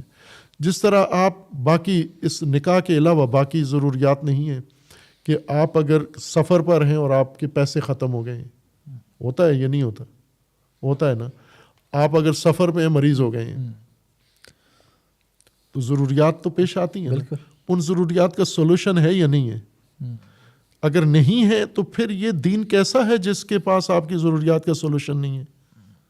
اگر سولوشن ہے تو پھر اس کو مانو, فالو کرو اس کو آپ. یہ نہیں, اس پہلو سے نہیں دیکھتے اس کو, دوسری لذت اور ابسرانی اور غلط عنوان دے کر اس کو, جو کہ غلط ویسے ہی ہو رہا ہے اور اس سے کہیں زیادہ ہو رہا ہے. وہ حرام ہے, اس کو روکو آپ. اب وہ مسیار جو ہے وہ ضرورت پوری کرنے کے لیے نہیں ہے, وہ اور جواز کے تحت ہے. ٹھیک ہے, وہ یہی چیز نہیں ہے. ٹھیک ہے, ہر چند اس میں ٹائم مقرر ہے, ٹائم کے لیے ہے, لیکن یہ اور فلسفہ ہے, اس کا اور فلسفہ ہے. اچھا, اس کے فلسفے میں وقت مقرر منیمم بھی کوئی ہے یا ایک دن کا بھی ہے اس میں معاملہ, یا چند گھنٹوں کا بھی ہے؟ وہ اختیاری ہے دونوں کا, اختیاری ہے. آپ چاہیں تو 100 سال کا بھی کر لیں. ٹھیک ہے, آپ چاہیں تو پہلے سے طے کرنا ہوتا ہے کہ اتنے, یا جب دل کیا کہ ہم کل سے نہیں, پہلے سے طے کرنا ہوتا ہے. اچھا, پہلے کا فارم میں لکھنا ہوگا آپ کو. ٹھیک ہے, کہ کتنی مدت کے لیے, کتنی مدت کے لیے. ٹھیک ہے. اگر لمبی مدت کے لیے کر لیے تو بیچ میں وہ مدت آپ چھوڑ بھی سکتے ہیں, معاف کر سکتے ہیں آپ. ٹھیک ہے, ٹھیک ہے, اس سے آپ دستبردار ہو جائیں. علامہ صاحب بہت شکریہ آپ کے وقت کا. ناسازی طبع کے باوجود آپ نے ہمیں بڑا وقت دیا, تفصیلی گفتگو ہوئی. لاسٹ پہ کوئی میسج, اور خاص طور پہ امت کو اکٹھا کرنے کے لیے کوئی میسج پلیز. آپ کا شکریہ, اور آپ کے لیے دعا گو بھی ہیں کہ آپ جس طرح قوم کی آگاہی کے لیے اپنی ایفرٹ کر رہے ہیں, اللہ تعالیٰ آپ کو مزید توفیق دے انشاءاللہ, اور آپ کے ان کوششوں کا اللہ اجر دے آپ کو انشاءاللہ. ہر چند مخالفتیں بھی ہوتی ہوں گی, اس کی یقیناً ہوتی رہتی ہیں, لیکن اس نوعیت کا الحمدللہ چل رہے ہیں, اللہ کا کرم ہے.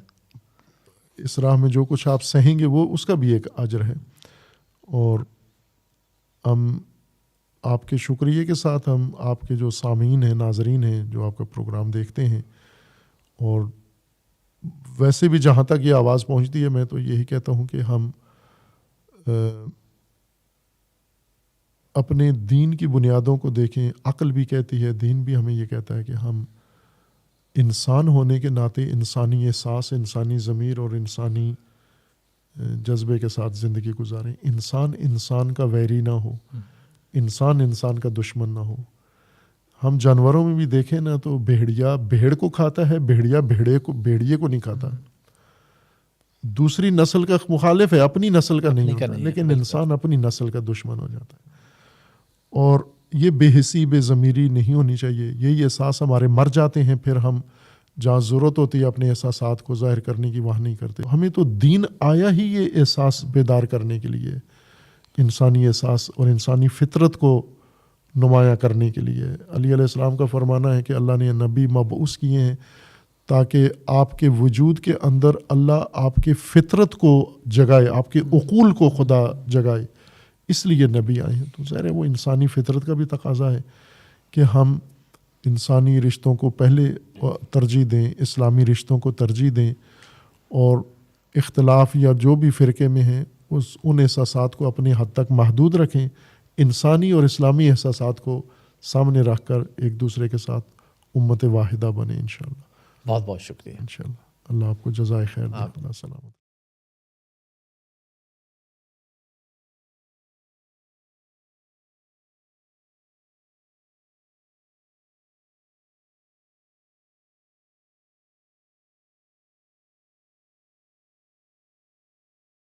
انسانی اور اسلامی احساسات کو سامنے رکھ کر ایک دوسرے کے ساتھ امت واحدہ بنے انشاءاللہ. بہت بہت شکریہ. انشاءاللہ. اللہ آپ کو جزائے خیر دے. اللہ سلامت رکھے. وعلیکم السلام ورحمۃ اللہ وبرکاتہ.